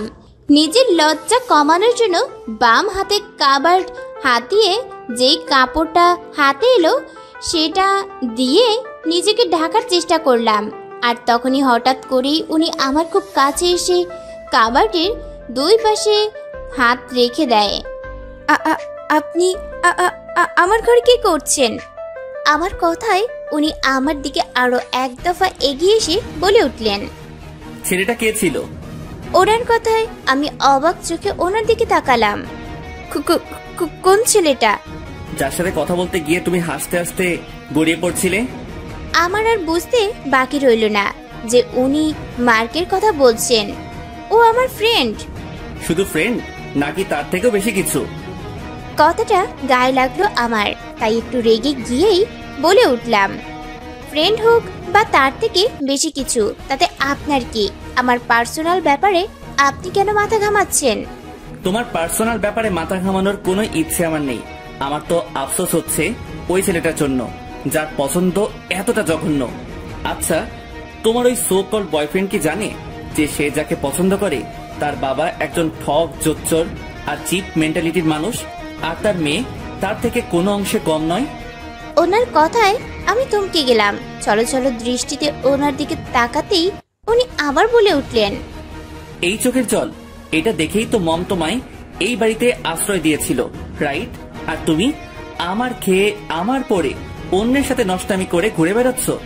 একটা কথা কান খুলে শুনে রাখো মিস মিতু রহমান, আমার এখানে থাকতে হলে এসব নষ্টামি বন্ধ করতে হবে, নয়তো এর পরিণাম তোমার জন্য অনেক ভয়ঙ্কর হবে। কথাটা বলেই উনি ঘর থেকে বেরিয়ে গেলেন। আর আমি ফ্যালফ্যাল দৃষ্টিতে ওনার যাওয়ার দিকে তাকিয়ে রইলাম। এই লোকটা আমাকে এতটা নিচু ভাবে, নিজের ওপরই রাগ হচ্ছে এখন আমার। এইরকম একটা লোককে আমি আমার মনে জায়গা দিয়েছিলাম, যার মনে ন্যূনতম আবেগ নেই, অনুভূতি নেই। থাকলে আমার মৃত বাবা সম্পর্কে এত খারাপ কথা বলতে পারতেন না। আমার হাত পা অবশ হয়ে আসছে, দাঁড়িয়ে থাকার শক্তিটুকু পাচ্ছি না। হাঁটু গেড়ে ওখানে বসে পড়লাম। এখন আশেপাশের সবকিছু ভুলে হাউমাউ করে কাঁদতে ইচ্ছে হচ্ছে। আটকালাম না নিজেকে, নিজের সমস্ত রাগ ক্ষোভ এই কান্নার মাঝেই ভাসিয়ে দেওয়ার চেষ্টা করলাম। সেদিনের পর থেকে আমি আর আরমান ভাইয়ের সামনে যাইনি। দুদিন পরেই আমার এক্সাম শুরু হয়। আমি আমার এক্সামে পুরো কনসেন্ট্রেট করি। এক্সাম শেষ হলেই আমি এখান থেকে চলে যাব, আর কোনো দিনও ফিরবো না লন্ডনে, আর নাই আরমান ভাইয়ের জীবনে। আর মাত্র 2টো এক্সাম বাকি। এই এক্সাম শেষ হলেই আমি চলে যাব। এই ভাবনাটা মাথায় নিয়েই আমি আমার ঘরের পড়ার টেবিলে বসে পড়ছিলাম। এমন সময় আমার ঘরে বড় মা এলেন। আমি ওনাকে দেখে বই বন্ধ করে ওনার দিকে তাকালাম। কিছু বলবে বড় মা? কেন, তোর ঘরে কি শুধু কিছু বলার জন্যই আসতে হবে নাকি? না না, আমি এইভাবে বলতে চাইনি। আচ্ছা ঠিক আছে, তোর পরীক্ষা কেমন চলছে? ভালোই। পরবর্তী এক্সাম কবে? 2 দিন পর। তার মানে এখনো সময় আছে।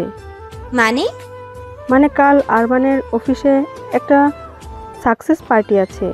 আরমান আমায় যেতে বলেছিল, কিন্তু আমার এখন আর এসবে মন নেই। ভাবলাম তুই তো এই বাড়িতেই, আর ভার্সিটি ছাড়া কোথাও বেরোস না, তাই তুই না হয় কাল যাবি আরমানের সাথে। বড় মার কথা শুনে আমার মাথায় আকাশ ভেঙে পড়ল। না না বড় মা, আমার অনেকগুলো পড়া আছে, আমি যেতে পারবো না। পড়া আছে তো কি হয়েছে, সারাক্ষণ এত পড়া করিস, একটা রাত না পড়লে বা কি? তুই কাল যাচ্ছিস, আর এটাই ফাইনাল, বুঝেছিস? কথাটা বলেই বড় মা বেরিয়ে গেল। আমায় কিছু বলার সুযোগই দিল না। এখন আমি কি করব? আমি কখনোই ওনার সাথে ওনার পার্টিতে যেতে পারবো না। আর সব থেকে বড় কথা, উনি নিজে আমায় অ্যালাউ করবেন না। বরাবর যেচে অপমানিত হওয়ার তো কোনো মানে হয় না।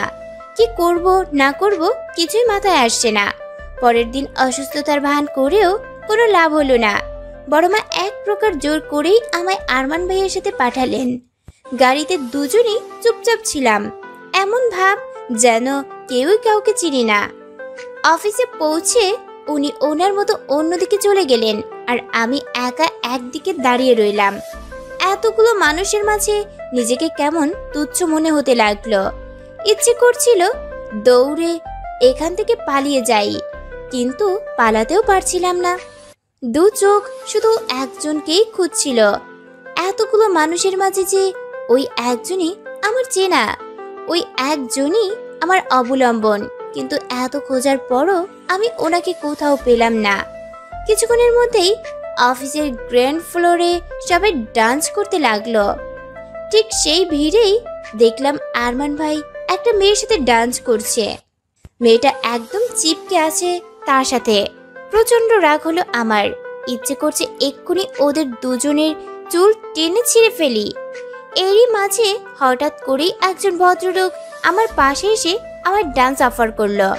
একে তো মাথায় রক্ত টকবক করছে, তারপর এই লোকটাকে আমার বিরক্তিকর ছাড়া আর কিছুই মনে হচ্ছে না।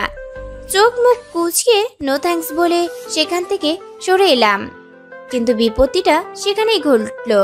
হাঁটতে হাঁটতে হঠাৎ করে শাড়ির কুচি পায়ে লেগে কুচি খুলে গেল। সর্বনাশ! এখন কি করব? শাড়ির আঁচল মেলে দিয়ে এক হাতে কুচি ধরে রইলাম। মাথা পুরাই হ্যাং হয়ে আসছে। আমি শাড়ি পরতে পারি না, ইনফ্যাক্ট পরার কখনো প্রয়োজন বোধ করিনি। আজ বড় মাই জোর করে এই শাড়িটা পরিয়ে দিল। এটা এখন আমি ঠিক করব কি করে? তার উপর স্লিভলেস। এবার সত্যি আমার কান্না পাচ্ছে। আর কিছুক্ষণ এইভাবে কুচি ধরে দাঁড়িয়ে রইলে পার্টির লোকজন আমাকে পাগল বলে আখ্যায়িত করবে। কিন্তু যাই হোক, এত মানুষের সামনে তো আর শাড়ি ঠিক করতে পারি না। কোনো নির্জন জায়গা খুঁজতে হবে। আমি আশেপাশে একটা কেবিন দেখে তার ভেতরে চলে গেলাম। দরজা ভেজিয়ে ওখানে দাঁড়িয়েই শাড়ি ঠিক করার চেষ্টা করলাম। না, হচ্ছে না। স্লিভলেস শাড়ি এদিকে ঠিক করতে গিয়ে অন্যদিকে নষ্ট হয়ে যাচ্ছে। কি করব না করব কিছুই মাথায় আসছে না। এমন সময় আমার পেছনে কারো অস্তিত্ব টের পেলাম। তার উষ্ণ শ্বাস আমার ঘাড়ের ওপর পড়ছে। আমি কিছু ভয় পেয়ে পেছনে ঘুরতে যাব, তখনই আমার পিঠ তার বুকে ঠেকে আটকে গেলাম। বুঝতে বাকি রইল না যে লোকটা আর কেউ নয়, আরমান ভাই। আমার বুকের ঢিপঢিপানি বাড়তে লাগলো, পুরো শরীরে কাঁপুনি ধরে গেছে। আরমান ভাই এখানে কি করছেন? আর আমার এত কাছেই বা কেন? আমার সকল ভাবনার মাঝেই উনি আমার নগ্ন পেটে এক হাত রেখে আমায় নিজের বুকে আরো গভীরে মিশিয়ে নিলেন। ওনার স্পর্শে নিজের অজান্তেই আমার চোখ বন্ধ হয়ে এলো, শ্বাসের ঘনত্ব বাড়তে লাগলো। উনি এবার দুই হাতে আমার দুই হাত স্লাইড করতে করতে আমার হাতে থাকা শাড়ির কুচি নিজের হাতে নিয়ে নিলেন। আমি বুঝতে পারছি না উনি কি করতে চাইছেন, চোখ খোলার সাহস পাচ্ছি না। চোখ বন্ধ করে অনুভব করা ছাড়া আমার আর কিছুই করার নেই। কিছুক্ষণ পর পেটে ওনার হাতের স্পর্শ পেতেই আবারও কেঁপে উঠলাম। উনি শাড়ির কুচি গুজে দিলেন। ওনার স্পর্শ আমার সহ্য হচ্ছে না। নিজের ঠোঁট কামড়ে অন্যদিকে ফিরে রইলাম, নড়ার শক্তিটুকুও পাচ্ছি না। এরই মাঝে উনি এক হাত আমার ঘাড়ের চুল সরিয়ে ওখানে নিজের ঠোঁট বসালেন। এক মুহূর্তের জন্য আমার পৃথিবী থমকে গেল, দম বন্ধ হয়ে আসার উপক্রম। কি করছে এই লোকটা? চোখ বন্ধ করেই কাঁপতে লাগলাম আমি। এমন সময় উনি আমার কোমরে হাত রেখে হ্যাসকার টানে আমায় নিজের দিকে ফিরিয়ে নিলেন। এক হাত পেছনে আমার চুল মুষ্টিবদ্ধ করে নিয়ে আমার দিকে এগিয়ে আসতে লাগলেন। তখনই আমার সেদিনের কথাগুলো মনে পড়ে গেল। নিজের রাগ ক্ষোভ আটকে না রেখে হঠাৎ করে খুব জোরে ধাক্কা দিয়ে ওনাকে নিজের কাছ থেকে সরিয়ে দিলাম। হঠাৎ এমন হওয়ায় উনি দু কদম পিছিয়ে গিয়ে আমার দিকে অগ্নিদৃষ্টি নিক্ষেপ করতে লাগলেন। আমি ওনার এই দৃষ্টি উপেক্ষা করে জোরে চেঁচিয়ে বলতে লাগলাম, কি করছিলেন কি আপনি? আপনি আমায় এইভাবে স্পর্শ করতে পারেন না। আমাকে স্পর্শ করার কোনো অধিকার আপনার নেই।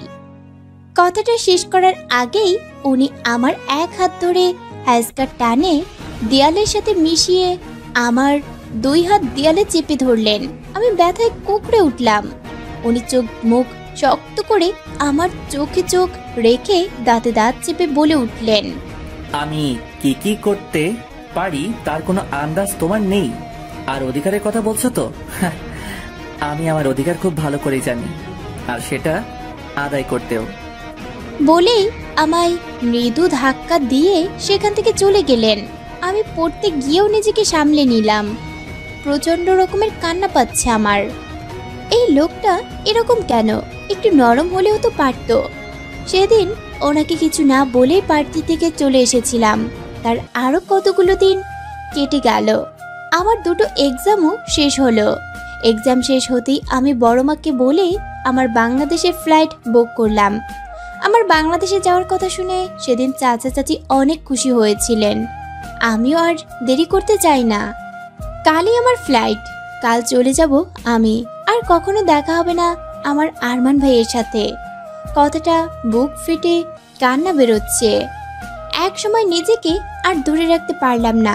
শেষবারের মতো একবার ওনাকে দেখার জন্য ওনার ঘরে চলে গেলাম। উনি বেডে বসে ল্যাপটপে নিজের কাজ করছিলেন।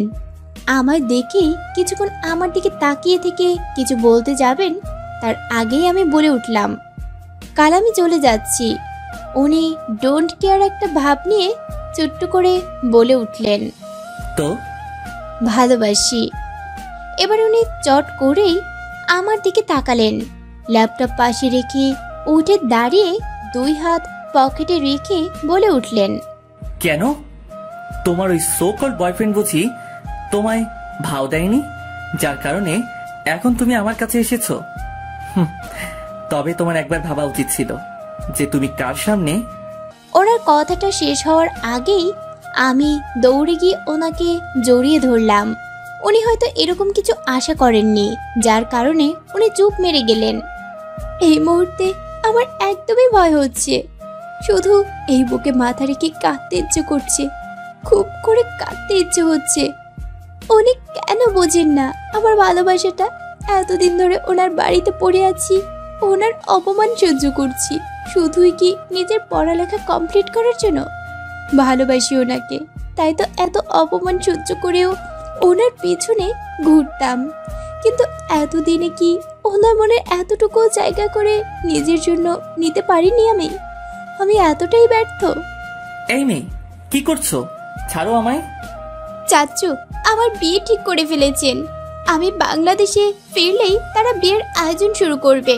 আমি বাংলাদেশে ফিরলে আর কখনো আপনাকে দেখতে পাবো না। শেষবারের মতো আপনাকে দেখতে এলাম, আর কখনো আপনাকে বিরক্ত করব না। চলে যাব, সারা জীবনের জন্য চলে যাব। বলেই মাথা তুলে এক নজর ওনার দিকে তাকালাম। উনি চুপচাপ দাঁড়িয়ে আছেন। ওনার এই চোখের ভাষা বোঝার ক্ষমতা আমার নেই। এই চোখে নেই কোনো অনুভূতি, নেই কোনো মায়া দয়া। ওনার ভাবলেশহীন এই চেহারা দেখে আমার কান্নার বেগ আরো বেড়ে গেল। আমি আর দাঁড়িয়ে না থেকে ঘর থেকে বেরিয়ে গেলাম। উনি সবসময় আমায় কষ্ট দিতেই পছন্দ করেন। কেন আমায় এত কষ্ট দেন উনি? একটু কি ভালোবাসতে পারেন না? ভেবেছি বাংলাদেশে গিয়ে বিয়েতে হ্যাঁ বলে দেব। নিজের কষ্টটাকে বাড়াতে চাই না। যে কখনো আমায় ভালোই বাসেনি, তার জন্য কেনই বা আমি থেমে থাকবো? সে তো আমায় ছাড়া খুব ভালোই থাকবে, তাহলে আমি কেন পারবো না?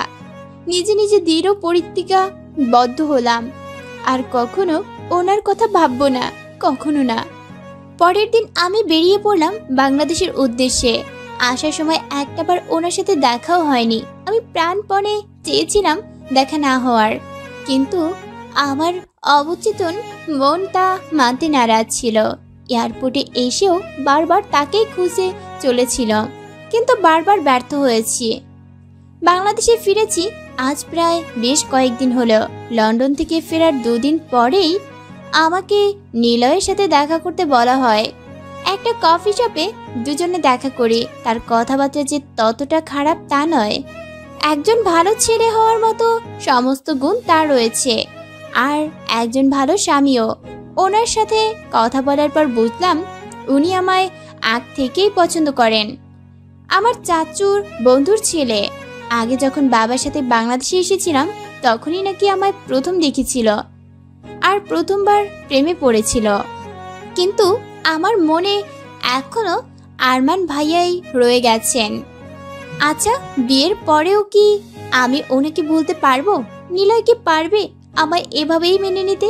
কোনো স্বামীই চাইবে না তার স্ত্রী অন্য কোনো পুরুষের কথা ভাবুক, হোক না সেটা ওয়ান সাইড লাভ। তাই দেরি না করে আমি ওনাকে আমার ভালোবাসা সম্পর্কে সবটা বলে দিলাম। কিন্তু সেই ভালোবাসার মানুষটা যে আরমান ভাই, সেটা জানালাম না। আমার কথা শুনে উনি কিছুক্ষণ চুপ থাকলেন। তারপর কিছু না বলেই আমার বাড়িতে দিয়ে উনি চলে গেলেন। ভেবেছিলাম বিয়েটা হয়তো ক্যান্সেল করে দেবেন, কিন্তু তা হলো পরের দিনই জানতে পারলাম উনি বিয়েটার জন্য তাড়া দিয়েছে। খুব তাড়াতাড়ি সম্ভব বিয়েটা সেরে ফেলতে চান উনি। ওনার এর কারণ জিজ্ঞাসা করলে উনি জানান উনি আর আমায় বেশি দিন কষ্ট পেতে দেবেন না। যেই ভালোবাসা আমি অন্য একজনকে বেশি কষ্ট পেয়েছি, সেই ভালোবাসাটা নিজের করে নিয়ে পরিবর্তে আমায় চরণে পৃথিবীর সুখ ঢেলে দেবেন। সেদিন মনোমুগ্ধকর মতো তাকিয়েছিলাম আমি ওনার দিকে। এতটা কাউকে ভালো কি করে বাসতে পারে? আমি বোবা হয়ে গিয়েছিলাম, কষ্টটা দ্বিগুণ বেড়ে গিয়েছিল। এইভাবেই যদি আরমান ভাই আমায় ভালোবাসতো তাহলে কি এমন খারাপ হতো? বিয়ের তোড়জোড় শুরু হলো, বাড়িতে আত্মীয়রা আসা শুরু হলো। আর হ্যাঁ, আপনাদের তো বলাই হয়নি, আমি লন্ডন থেকে একা ফিরিনি, আমার সাথে মার্কও এসেছে। যদিও আমরা বাড়ির সবাইকে জানিয়েছি ও আমার ফ্রেন্ড, আর ও আমার বিয়ে উপলক্ষে এসেছে, তবে সেটা একটা অজুহাত ছাড়া আর কিছুই না। সে তো এসেছে আমার কাজিন ছায়ার জন্য, যাকে একবার আমার ফোনে একটা ছবিতে দেখেই এই 1 বছর যাবৎ পাগলের মতো ভালোবেসে এসেছে। যদিও এই 1 বছরে ভুলবশত একবার তার ছায়ার সাথে ফোন আলাপ হয়ে গিয়েছে, তবে সেদিনের পর থেকে তার পাগলামি আরো বেশি বেড়ে গিয়েছে। একটাবার ছায়ার সাথে দেখা করার জন্য পাগল হয়ে ওঠে সে। ছায়া কি করতে পছন্দ করে, কি পড়তে পছন্দ করে, সে কি খেতে পছন্দ করে, এইসব কিছু প্রশ্ন করে করে আমার মাথা কাঁপছিল সে। তাই সুযোগ পেয়েই তাকে বাংলাদেশে নিয়ে চলে এলাম, আর সেও এই সুযোগটা একদমই মিস করতে চায়নি।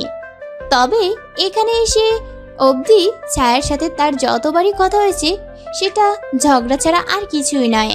ছায়া মোটেও সাদা চামড়া মানুষ পছন্দ করে না। তার মতে এদের মাঝে মন থাকে না। একটা বিয়ে করে 2 বছর পর আরেকটা বিয়ে করে, এদের মতে ফিলিংস বলতে কিছুটিই নেই। ছায়ার এই মন্তব্য মার্ক একদমই পছন্দ করেনি, যার কারণে লুঙ্গি বেঁধে তার সাথে ঝগড়ায় নেমে পড়ে। মার্কের বাংলা খারাপ আর ছায়ার ইংলিশ। এবার বুঝে নিন তাদের ঝগড়াটা কেমন টাইপের হয়ে থাকে। এত ঝগড়ার মাঝে মার্ক বেচারা ছায়া প্রপোজই করতে পারেনি, তারপরও তার চোখে ছায়ার প্রতি ভালোবাসাটা স্পষ্ট। তাদের এসব খুনসুটি দেখতে দিনগুলো খুব তাড়াতাড়ি কেটে গেল। পরশু আমার গায়ে হলুদ, তারপর বিয়ে। বাড়িতে অনেক মেহমান চলেও এসেছে। বিয়ে বিয়ে একটা আমেজ ফুটে উঠেছে। ড্রয়িং রুমে বড়রা সকলে একসাথে বসে গল্প করছিল আর কাজিনরা একসাথে টিভি দেখছিলাম। হঠাৎ করেই বাইরে গাড়ির হর্নের আওয়াজ শুনে বুকের ভেতরটা কেমন করে ধক করে উঠল। মুহূর্তেই একটা অদ্ভুত অনুভূতি গ্রাস করে ফেললো আমায়। আরমান ভাই। সদর দরজা দিয়ে আরমান ভাইকে ভিতরে আসতে দেখে আমার মাথায় আকাশ ভেঙে পড়ল। আমি স্বপ্ন দেখছি না তো? উনি এখানে কি করছেন? না না, এটা হতে পারে না। আমি নিশ্চিত স্বপ্ন দেখছি। আমি আরো বেশি নিশ্চিত হওয়ার জন্য নিজের হাতে চিমটি কাটলাম। না, লাগছে না। তার মানে স্বপ্ন। আমি ঘোরের বসে আরেকটু জোরে চিমটি কাটলাম। তখনই কারো চিৎকার শুনে পাশে ফিরে তাকালাম। মার্ক আহত চোখে আমার দিকে তাকিয়ে নিজের হাতে হাত বোলাচ্ছে। আমি অবাক চোখে তার দিকে তাকাতেই সে বলে উঠল, what is this Matthew? Why you are hurting me? আমি এবার ওর হাতের দিকে তাকালাম। ইস, মার্ক কখন আমার পাশে এসে দাঁড়িয়েছিল বুঝতেই পারিনি। না বুঝে আমি আমার হাত মনে করে মার্কের হাতে চিমটি কেটেছি, তাই আমার ব্যথা লাগেনি।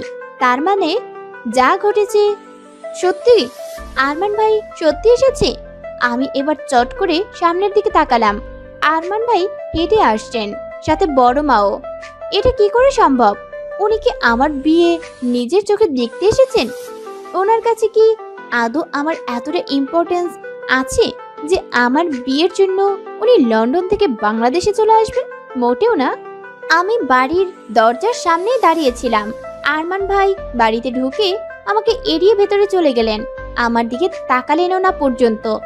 বড় বাবা মারা যাওয়ার পর উনি আর বাংলাদেশে ফেরেননি, তাই বছরের পর বছর ওনাকে না দেখে দুই চাচা চাচি সাথে সব কাজিনরা তার খেদমতে লেগে পড়লেন। আর ভাব একেবারেই ভাবলেশহীন।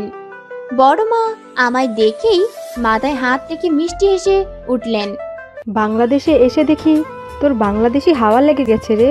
একদম বাঙালি ভাব চলে এসেছে তোর মাঝে। আগে বুঝি বিদেশিদের মতো ছিলাম? না, তবে বিদেশে থেকে চোখে মুখে একটা বিদেশি ভাব চলে এসেছিল, যেটা এখন আর নেই। বিয়ের জন্য শুভকামনা রইল। খুব সুখী হ তুই। বলেই বাড়ির সকলের সাথে পরিচয় হতে শুরু করলেন। আর আমি ছলো ছলো চোখে তাদের দিকে তাকিয়ে রইলাম। বড় মা কথা শুনে বুঝলাম আরমান ভাই বড় মার এক কথা এখানে আসার জন্য রাজি হয়েছেন, যা বড় মার জন্যই খুব আশ্চর্যজনক। আমি আর দাঁড়িয়ে থাকলাম না, সবাইকে এড়িয়ে নিজের ঘরে চলে এলাম। প্রচন্ড কান্না পাচ্ছে আমার। নিজেকে তো ধীরে ধীরে গুছিয়ে নিচ্ছিলাম। তাহলে কেন আবার উনি আমায় এলোমেলো করে দিতে এলেন? কি করে পারবো ওনাকে সামনে রেখে অন্য একজনকে বিয়ে করে নিতে? এটা কেমন ভাগ্য আমার, যা শুধু আমায় কষ্টই দিয়ে এসেছে। কেন এমন হচ্ছে আমার সাথে? সেদিন আর নিজের ঘর থেকে বেরোইনি। রাতে খাওয়ার জন্য সময় বেরোলেও আরমান ভাইয়ের সাথে দেখা হয়নি। ওনার খাবার নাকি ওনাকে ঘরে পৌঁছে দিতে হয়েছে। পরের দিন সকালবেলা নিলয় আমাদের বাড়ি এসে হাজির, আমায় নিয়ে গায়ে হলুদের জন্য কিছু কেনাকাটা করতে বেরোবেন বলে। আমি বিনা বাক্যে তৈরি হয়ে নিলাম। ছায়ার সাহায্যে একটা শাড়ি পরেছি। ছায়া প্রায় 1000টা পিন মেরে শাড়ি একদম শরীরের সাথে বসিয়ে দিয়েছে, যাতে করে শাড়ি খোলার আর উপায় না থাকে। আমি রেডি হয়ে ড্রয়িং রুমে চলে গেলাম। ওখানেই নিলয় আমার জন্য অপেক্ষা করছে। আমি যেতেই নিলয় সবার আড়ালে আমায় ফিসফিসিয়ে বলল, আজ আপনাকে অসাধারণ লাগছে। ওনার কথাটা শুনে কেন জানি না আমি চট করেই উপরের দিকে তাকালাম। উপরে 2 হাত রেলিংয়ে ভর করে দাঁড়িয়ে আরমান ভাই আমার দিকেই তাকিয়ে আছেন। আমি চট করে চোখ নামিয়ে নিলাম। নিলয় আমার এক হাত ধরে নিয়ে যেতে লাগলো। আমিও তার সাথে চললাম। বেশ কিছু কেনাকাটা আর ঘোরাঘুরি করার পর বিকেলের আগে আমরা বাড়ির উদ্দেশ্যে রওনা হলাম। বাড়ি ফিরতেই সকলে আমাদের কেনাকাটা দেখতে ব্যস্ত হয়ে পড়লো। নিলয় চলে যেতে চাইলেও কেউ যেতে দিল না। খাওয়া দাওয়া করে যেতে হবে। যদিও আমরা দুপুরে রেস্টুরেন্টে খেয়েছি। তারপর সবার জোরাজুরিতে আবার খেতে বসার জন্য রাজি হলেন উনি। বাড়ির অনেকেই এখনো দুপুরের খাবার খাননি। বাড়িতে অনেক মানুষ আর হই হুল্লোড়ের জন্য এই অনিয়মটা হয়ে গেছে। আমরা খেতে বসবো শুনে ছায়া, আরিফ, ছোট চাচ্চু আর মার্কো খেতে বসলো। আমাকে নিলয়ের পাশে বসতে বললে হঠাৎ করেই কোথা থেকে আরমান ভাই এসে হুট করে আমার জায়গায় বসে পড়লেন। সবাই অবাক চোখে ওনার দিকে তাকিয়ে রইলাম। আরমান, তুই এখানে? বড়মার কথায় উনি ডোন্ট কেয়ার ভাব নিয়ে বললেন, খিদে লেগেছে মম, খেতে দাও। কিন্তু তোকে তো আমি একটু আগে খাবার দিয়ে এলাম। তুই তো আবার হইহুল্লোড়ের মাঝে থাকতে পছন্দ করিস না, তাই। খাবারটা আমি পুফিকে দিয়েছি। পুফিকে? কিন্তু কেন? একজন তার বিয়ে নিয়ে এতটা মেতে আছে যে নিজের প্রিয় জিনিসটা খবর নিতেও সে ভুলে গেছে। বলে এক নজর আমার দিকে তাকিয়ে আবার অন্য দিকে তাকালেন। ওনার কথায় আমার চট করেই মনে পড়লো আমি সকালে কফি খেতে দিতে ভুলে গেছিলাম। ইস, ও না জানি কতক্ষণ না খেয়েছিল। প্রচন্ড খারাপ লাগছে, ইচ্ছে করছে ছুটে যাই তার কাছে। কিন্তু এই মুহূর্তে নিজের ইচ্ছেটাকে দমন করে মার্কের পাশে ফাঁকা চেয়ারে দেখে ওখানে বসে পড়লাম। মার্কের পাশে বসে খেতে খেতে তার সাথে টুকটাক কথা বলেছিলাম। এমন সময় আমার নজর পড়ে ছায়ার দিকে। ছায়া নিজের মতো খেয়েই চলেছে। আমি মার্কের দিকে তাকালাম। আহা, কত কষ্টই না করছে মার্ক ছায়াকে পটানোর জন্য। বন্ধু হিসেবে আমারও তো কিছু একটা কর্তব্য আছে। যদি ছায়াকে মার্কের জন্য জেলাস ফিল করাতে পারি তো তার ভালোবাসাটা খুব তাড়াতাড়ি প্রকাশ পাবে। যেই ভাবা সেই কাজ। খেতে খেতেই আমি মার্কের সাথে আরেকটু ঘেঁষে বসলাম আর নানান ধরনের গল্প শুরু করে দিলাম। বাঙালি খাবার কি করে খেতে হয়, তার স্বাদ কেমন হয়, যেগুলো খাবার আইটেমে নেই তার বর্ণনাও দিতে লাগলাম। আমি ভুলে গিয়েছিলাম যে আমার সামনে আমার উডবি নিলয় বসে আছে আর আমার বকবগানি মার্কো খুব মনোযোগ সহকারে শুনতে লাগলো। আমি আবার ছায়ার দিকে তাকালাম। না, এই মেয়ের কিচ্ছু হচ্ছে না। এ তো নিজের মতো খেয়েই চলেছে। এমন ভাবে খাচ্ছে যেন আজ তার জীবনের প্রথম লক্ষ্যই এই খাবারটা শেষ করা। আমি হতাশ চোখে মার্কের দিকে তাকাতেই মার্ক লাফিয়ে উঠল। ও মাই গড, মাই ফুড! তার এমন চিৎকারে আমি চমকে উঠলাম। আশেপাশে থাকা সকলেই তার দিকে অবাক চোখে তাকালো। What happened mark? চাচ্চুর প্রশ্নে মার্ক তার দিকে তাকিয়ে কাতর কণ্ঠে বলে উঠল, সামওয়ান কিক মাই লেগ! তার কথা শুনে আমরা সকলে তার পায়ের দিকে তাকালাম। ইতিমধ্যেই তার বাম পায়ের খানিকটা অংশ লাল হয়ে গেছে। এমা, এটা কি করে হলো? তোমার কি খুব জোরে লেগেছে মার্ক? ছায়ার কথায় মার্ক জোরে মাথা ঝাঁকাতে বলল, no no, it's okay, I am fine. তোমরা বসো না, আমার জন্য এত ব্যস্ত হতে হবে না। বলেই একটা ফ্যাকাশে হাসি দিয়ে মার্ক আবার চেয়ারে বসে পড়ল। কিন্তু আমার সন্দেহ হলো ছায়া একটু দূরে বসে আছে। যতই হোক ওর পা এত দূর আসবে না। আমি সামনের দিকে তাকালাম। নিলয় অবাক চোখে মার্কের দিকে তাকিয়ে আছে আর আরমান ভাইয়ের দিকে তাকালাম। উনি নির্বিকার হয়ে খেয়েই চলেছেন। এখানে একটা ঘটনা ঘটেছে, তার দিকে কোনো ভ্রুক্ষেপই নেই ওনার। আমার বুঝতে বাকি রইল না কাজটা উনিই করেছেন। এতদিনে ওনাকে এতটুকু তো চিনেইছি। ওনার এই নির্বিকার রূপ মানেই উনি কিছু একটা করেছেন। আমি হালকা ঝুঁকে ওনার পায়ের দিকে তাকালাম। বুট পরে রয়েছে, যার কারণে মার্ক এত আঘাত পেয়েছে। কিন্তু উনি এমনটা কেন করলেন? কি লাভ ওনার এসব কিছু করে? খাওয়া দাওয়া শেষে কিছুক্ষণ পর নিলয় চলে গেলেন আর বাড়ির সবাই কালকের আয়োজনে ব্যস্ত হয়ে পড়ল। কাজিনদের মধ্যে কালকের গায়ে হলুদে কে কি পরবে তা নিয়ে আলোচনা শুরু হলো। আমিও তাদের সাথেই যোগ দিলাম। পরের দিন সকালে গায়ে হলুদের অনুষ্ঠানে ব্যস্ত হয়ে পড়ল। পার্লার থেকে দুটো মেয়ে এসেছে আমার সাজাতে লাগলো। নিলয় কাল নিজে আমার জন্য একটা লেহেঙ্গা পছন্দ করে দিয়েছে, আমি সেটাই পরেছি। সন্ধ্যের দিকে আমায় স্টেজে নিয়ে যাওয়া হলো। পুরো বাড়ির ডেকোরেটর অসাধারণভাবে করা হয়েছে। গায়ে হলুদের স্টেজটাও সুন্দরভাবে ফুটে উঠেছে। আমায় স্টেজে বসানোর সাথে সাথে অনেকেই আমার সাথে কথা বলার জন্য স্টেজে উঠে এসেছে। এমন সময় মার্ক আমার পাশে বসে বলে উঠল, wow Metu, you are looking too much sexy. আমি কথা শুনে আমি ওর দিকে চোখ গরম করে তাকালাম, যা দেখে ও দু হাতে কান ধরে বলে উঠল। ও সরি। ওর কান ধরা দেখে আমি হেসে উঠলাম, তবে খুব ভালোই রপ্ত করেছি। কথাটা বলতে গিয়েও আটকে গেল মার্ক। আমি তার দিকে তাকালাম। এ মন্ত্রমুগ্ধ দৃষ্টি সামনে কারোর দিকে তাকিয়ে আছে। আমি তার দৃষ্টি অনুসরণ করে সামনে তাকাতেই দেখি ছায়া এগিয়ে আসছে। হলুদ শাড়িতে তাকে অপূর্ব লাগছে, তবে তার এই সুন্দর মুখের চরম বিরক্তিকর ভাবটা ফুটে উঠেছে। হয়তো কিছু একটা নিয়ে প্রচন্ড বিরক্ত ও। She is looking so beautiful. আমি মার্কের দিকে তাকালাম। মার্ক এখনো ছায়ার দিকেই তাকিয়ে আছে। একটা ছেলের কাছে যখন সকল মেয়ে হট সেক্সি হয়ে থাকে, আর একটি মাত্র মেয়ে যখন তার কাছে অপূর্ব সুন্দরী হয়ে যায়, তখন বুঝতে হয় ছেলেটির মনে মেয়েটির জন্য ভালোবাসার গভীরতাটা কতটা। মার্ক 1 বছর আগে ভার্সিটির প্লে বয় ছিল। ছায়াকে ছবিতে দেখার পর তার স্বভাবে পরিবর্তন এসেছে। ভার্সিটির সব থেকে সুন্দরী মেয়েটা মার্ককে নিজের থেকে প্রপোজ করলেও মার্ক মুখ ফিরিয়ে নেয়। তার ভাষ্য মতে সে অন্য একজনকে ভালোবাসে। ভালোবাসা যে এরকম হয় আমার জানা ছিল না। মার্ক আর এক মুহূর্ত দেরি না করে স্টেজ থেকে নেমে গেল। মার্ক স্টেজ থেকে নামতেই আমি আশেপাশে তাকাতে লাগলাম। আমার চোখ কাউকে খুঁজছে, কিন্তু কাকে? আরমান ভাইয়াকে। হ্যাঁ, আরমান ভাইয়াকেই। স্টেজের থেকে একটু দূরে আরমান ভাইয়ের দিকে তাকাতেই আমার নজর আটকে গেল। ইস, কত সুন্দর লাগছে ওনাকে।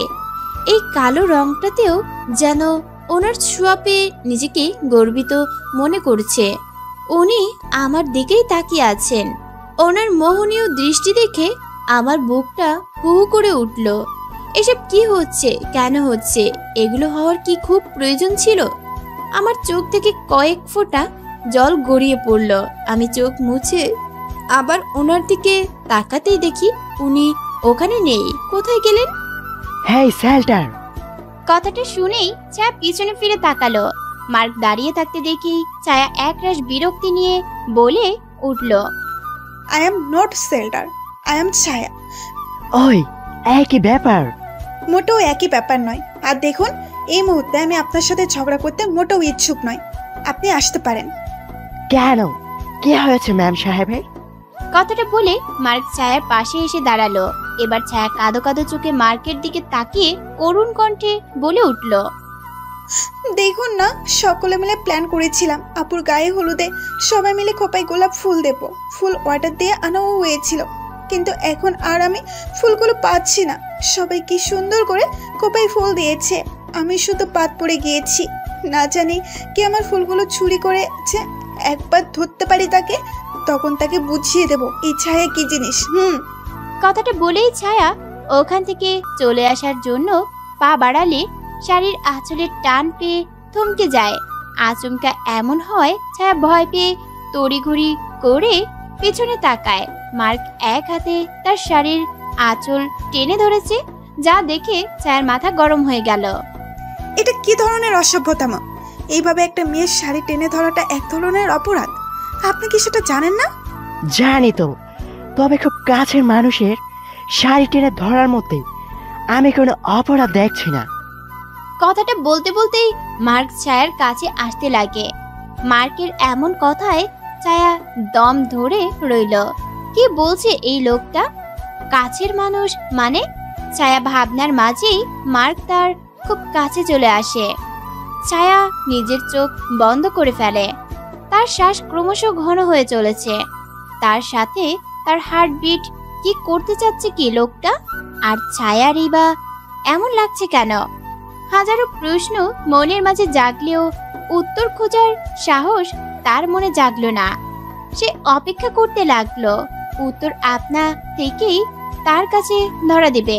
মার্ক ছায়ার কাছে এসে এক হাতে থাকা 3টে গোলাপ ফুল ছায়ার খোপায় গুজে দিল। মার্কের এমন কাজে ছায়া অবাক চোখে তার দিকে তাকালো। ছায়ার চাহনি দেখে মার্ক তার কানে ধীরে ধীরে বলে উঠল, এই গোলাপে তোমাকে আরো অনেক বেশি সুন্দর লাগছে। মার্কের এমন কথায় ছায়া লজ্জায় চোখ নামিয়ে নিল। ঠোঁটের কোণে মৃদু হাসি ফুটে উঠল। ছায়ার এই রূপ দেখে মার্কের পাগল হওয়ার অবস্থা। একটা মেয়েকে লজ্জা পেলে বুঝি এতটা সুন্দর লাগে? তবে রাগলেও কম সুন্দর লাগে না। মার্কের মাথায় দুষ্ট বুদ্ধি চেপে বসলো। সে আবার ছায়ার কানে কানে বলে উঠল, আর হটো। মার্কের এমন কথায় ছায়া চোখ গরম করে তার দিকে তাকালো। মার্ক দাঁত কেলিয়ে হাসতে লাগলো। লুচ্চা কোথাকার! Hey, what do you mean by লুচ্চা? লুচ্চা মিন আপনি, শয়তান একটা। বলেই ছায়া তার ঘর থেকে চলে গেল। তার যাওয়ার দিকে মার্ক হ্যাবলার মতো তাকিয়ে রইল। তার মানে এখনো কি প্রশ্ন, লুচ্চা মানে কি? প্রায় অনেক রাতে হলুদের অনুষ্ঠান শেষ হলো। সকলে হলুদ মাখিয়ে আমায় ভূত বানিয়ে দিয়েছে। গায়ে হলুদের সময় আরমান ভাইকে অনেকবার খুঁজছি, কিন্তু কোথাও দেখতে পাইনি। কোথায় গেল এই লোকটা? জুইকে জিজ্ঞাসা করলে সে জানায় আরমান ভাই নাকি বাড়িতেই নেই। তাহলে কোথায় গেল? ওনার চিন্তায় গায়ে হলুদে আমার মন একদমই বসেনি। বারবার শুধু ওনাকেই খুঁজেছি আর বারবার ব্যর্থ হয়েছি। অনুষ্ঠান শেষ হলে অনেকে মিলে আমায় আমার ঘরে দিয়ে যায় আর খুব তাড়াতাড়ি আমায় স্নান করে নিতে বলে। ওরা ঘর থেকে গেলে আমিও আর দেরি না করে ওয়াশরুমে ঢুকে পড়ি। একটা লম্বা শাওয়ার নিয়ে নিজেকে ফ্রেশ করে ওয়াশরুম থেকে বেরোই। নিজের চুল ঝাড়তে ঝাড়তে কাবার্ডের দিকে এগোতেই কেউ একজন হঠাৎ করে আমার হাত ধরে টেনে নিয়ে গিয়ে কাবার্ডের সাথে মিশিয়ে নেয়। এরকম আংশিকতায় ঘটনায় আমি ভয়ে চোখ বন্ধ করে নেই। প্রায় অনেকক্ষণ ধরেই কারো কোনো রিয়াকশন না দেখে আমি মিটমিট করে চোখ খুলি আর সাথে সাথেই চোখ বন্ধ করে ফেলি। আমার সামনে আরমান ভাই দাঁড়িয়ে কেমন যেন এলোমেলো হয়ে আছে। চোখগুলো লাল বর্ণ ধারণ করেছে। আমি ওনার দিকে তাকাতে পারছি না লজ্জায়। উনি যতবারই আমার ঘরে এসেছেন ততবারই আমার বিব্রত অবস্থায় পড়তে হয়েছে।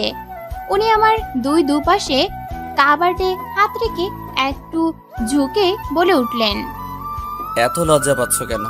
এই প্রথমবার তো আর আমার সামনে টাওয়েল পরে দাঁড়িয়ে নেই, এর আগেও একবার ছিলে। আপনি ড্রিঙ্ক করেছেন? হ্যাঁ করেছি তো। এই অবস্থায় আপনি আমার ঘরে কেন এসেছেন? শুভেচ্ছা জানাতে, বিয়ের শুভেচ্ছা জানাতে এসেছি। জানানো হয়ে গেছে, এবার দয়া করে চলে যান এখান থেকে। আমার উপস্থিতি সহ্য হচ্ছে না বুঝি তোমার? হবেই বা কেন? এখন তো অন্য কারো উপস্থিতি তোমার ভালো লাগে, রাইট? তুমি তো খুব ভালোই থাকবে ওই নিলয়ের সাথে, কিন্তু আমার কি হবে মিতু? আমি কি করে বাঁচবো তোমায় ছাড়া? ওনার কথায় আমি চট করেই ওনার দিকে তাকালাম। কি বলছে উনি এসব? নেশার ঘরে কি মুখে যা আসছে তাই বলে যাচ্ছে?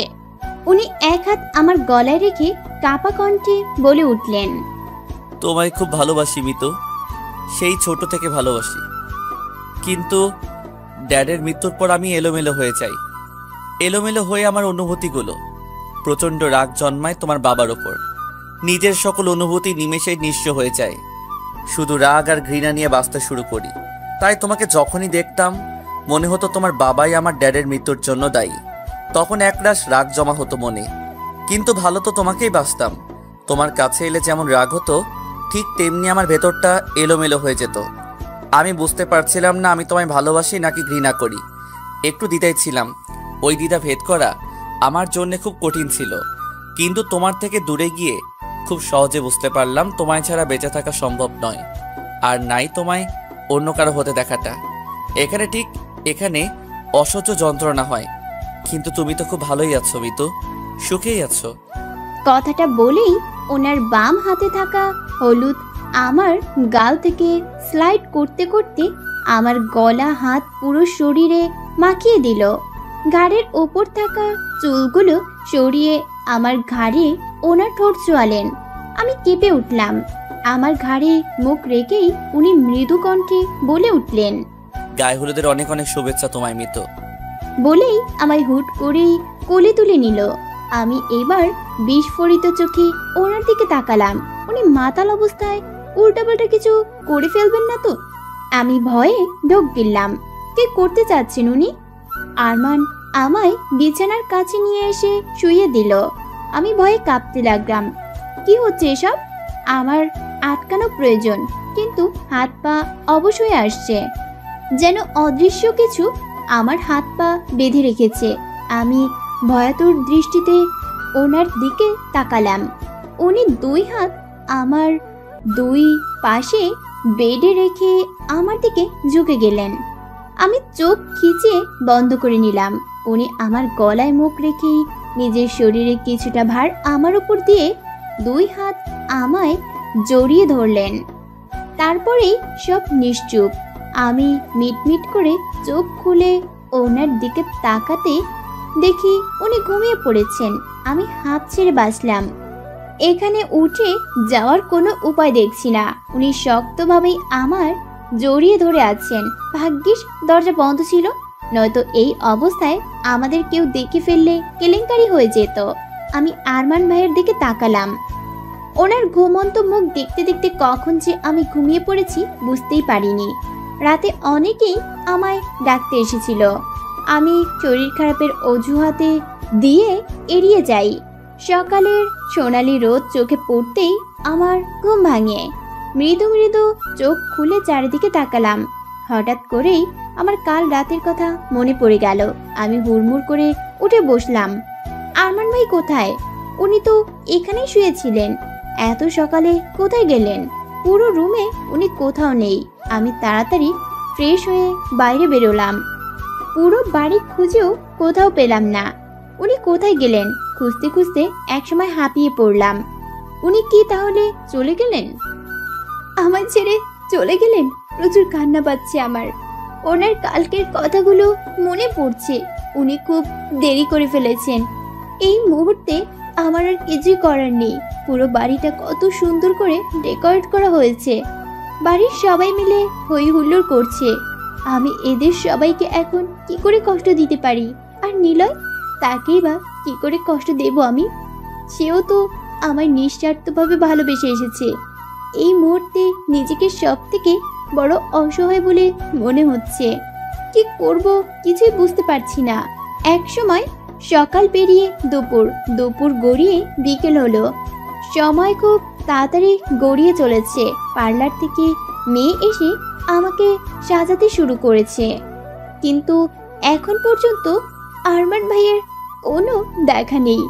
বড়মার কাছে শুনলাম উনি সকালবেলা বেরিয়ে পড়েছেন কোনো একটা কাজে, ফিরতে দেরি হবে।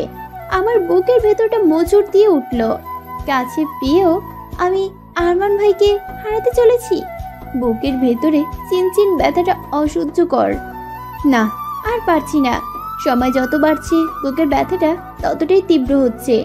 পার্লারের মেয়েরা আমায় সাজিয়ে চলে যেতেই আমি ঘরের মধ্যে পায়চারি করতে লাগলাম। নিজেকে কেমন যেন পাগল পাগল মনে হচ্ছে। আমি পাগল হয়ে যাচ্ছি না তো? হতেও পারে আমি আরমান ভাইয়ের শোকে পাগল হয়ে যাচ্ছি। এটা মোটেও আমার কাছে আশ্চর্যজনক কিছু ছিল না। হতেই পারে। আমার পাগল হওয়ার ভাবনার মাঝে দরজা খোলার শব্দ পেয়ে পিছনে ফিরে তাকালাম। আরমান ভাই। ওনাকে দেখে আমার আশ্চর্যের সীমা রইল না। নিজের আশ্চর্যের ঘোর কাটিয়ে কিছু বলার জন্য ওনার দিকে এগিয়ে যেতেই উনি হুট করে আমায় কোলে তুলে রুমের বাইরে বেরিয়ে এলেন। ওনার এমন কাজে আমার বুক ধুকপুক করছে। পাগল হয়ে গেল না তো লোকটা? আরমান ভাই কি করছেন কি? বাড়ি ভর্তি মানুষের সামনে এভাবে আপনি আপনি নামান প্লিজ, প্লিজ আরমান ভাই, আপনার পায়ে পড়ি, আমায় নামিয়ে দিন প্লিজ। আমার এই অনুরোধের ওনার কাজে বিন্দু মাত্র পরিবর্তন ঘটল না। আমায় নিয়ে সবার সামনে দিয়ে আমায় স্টেজের কাছে নিয়ে এলেন। স্টেজের সামনে বাড়ির সবার সাথে নিলয়কে দেখে অবাক হয়ে গেলাম। নিলয় এখানে কি করছে? ওনার তো কিছুক্ষণ পরে বরপক্ষ নিয়ে আসার কথা ছিল, কিন্তু এখানে মনে হয় আমার আশ্চর্য হওয়ার কোনো ভ্যালু কারো কাছে ছিল না। তাই আমার অবাক হওয়াকে সম্পূর্ণভাবে উপেক্ষা করে আরমান ভাই আমায় স্টেজের উপর নিয়ে গিয়ে কোণের সিংহাসনে বসিয়ে একজন বয়স্ক লোককে বলে উঠলেন, বিয়ে পড়ানো শুরু করুন। আরমান ভাইয়ের কথায় আমি চমকে গিয়ে একবার ওনার দিকে আর একবার নিলয়ের দিকে তাকালাম। নিলয় হাসি মুখে আমার দিকে তাকিয়ে আছে। কাজী সাহেব বিয়ে পড়ানো শুরু করলেন। আরমান ভাই কবুল বলেও দিলেন। এবার আমার পালা। আমি থরথর করে কাঁপছি। কি হচ্ছে আমি কিছুই বুঝতে পারছি না। হঠাৎই আমার ঘাড়ে কেউ হাত রাখলো। আমি সেদিকে তাকাতেই বড়মা বলে উঠল, কবুল বল মা। এবার আমার মনে হচ্ছে আমি স্বপ্ন দেখছি। হ্যাঁ, স্বপ্ন। ঘুম ভাঙলেই এই স্বপ্ন ভেঙে যাবে আর আমি আরমান ভাইকে হারিয়ে ফেলবো। স্বপ্নের মাঝেও আমি আরমান ভাইকে হারিয়ে ফেলার ভয়ে 3 বার কবুল বলে ওনাকে নিজের নামে করে নিলাম। আমার বিশ্বাস হচ্ছে না আমাদের বিয়ে হয়ে গেল, আর এটা বাস্তব। আমি চলচলন চোখে আরমান ভাইয়ের দিকে তাকালাম। উনি আমার দিকে এক পলক তাকিয়ে আবার নিলয়ের দিকে তাকালো। তারপর উঠে গিয়ে নিলয়ের ঘাড়ে এক হাত রেখে বলে উঠল, থ্যাঙ্কস। প্লিজ আমাকে ছোট করবেন না।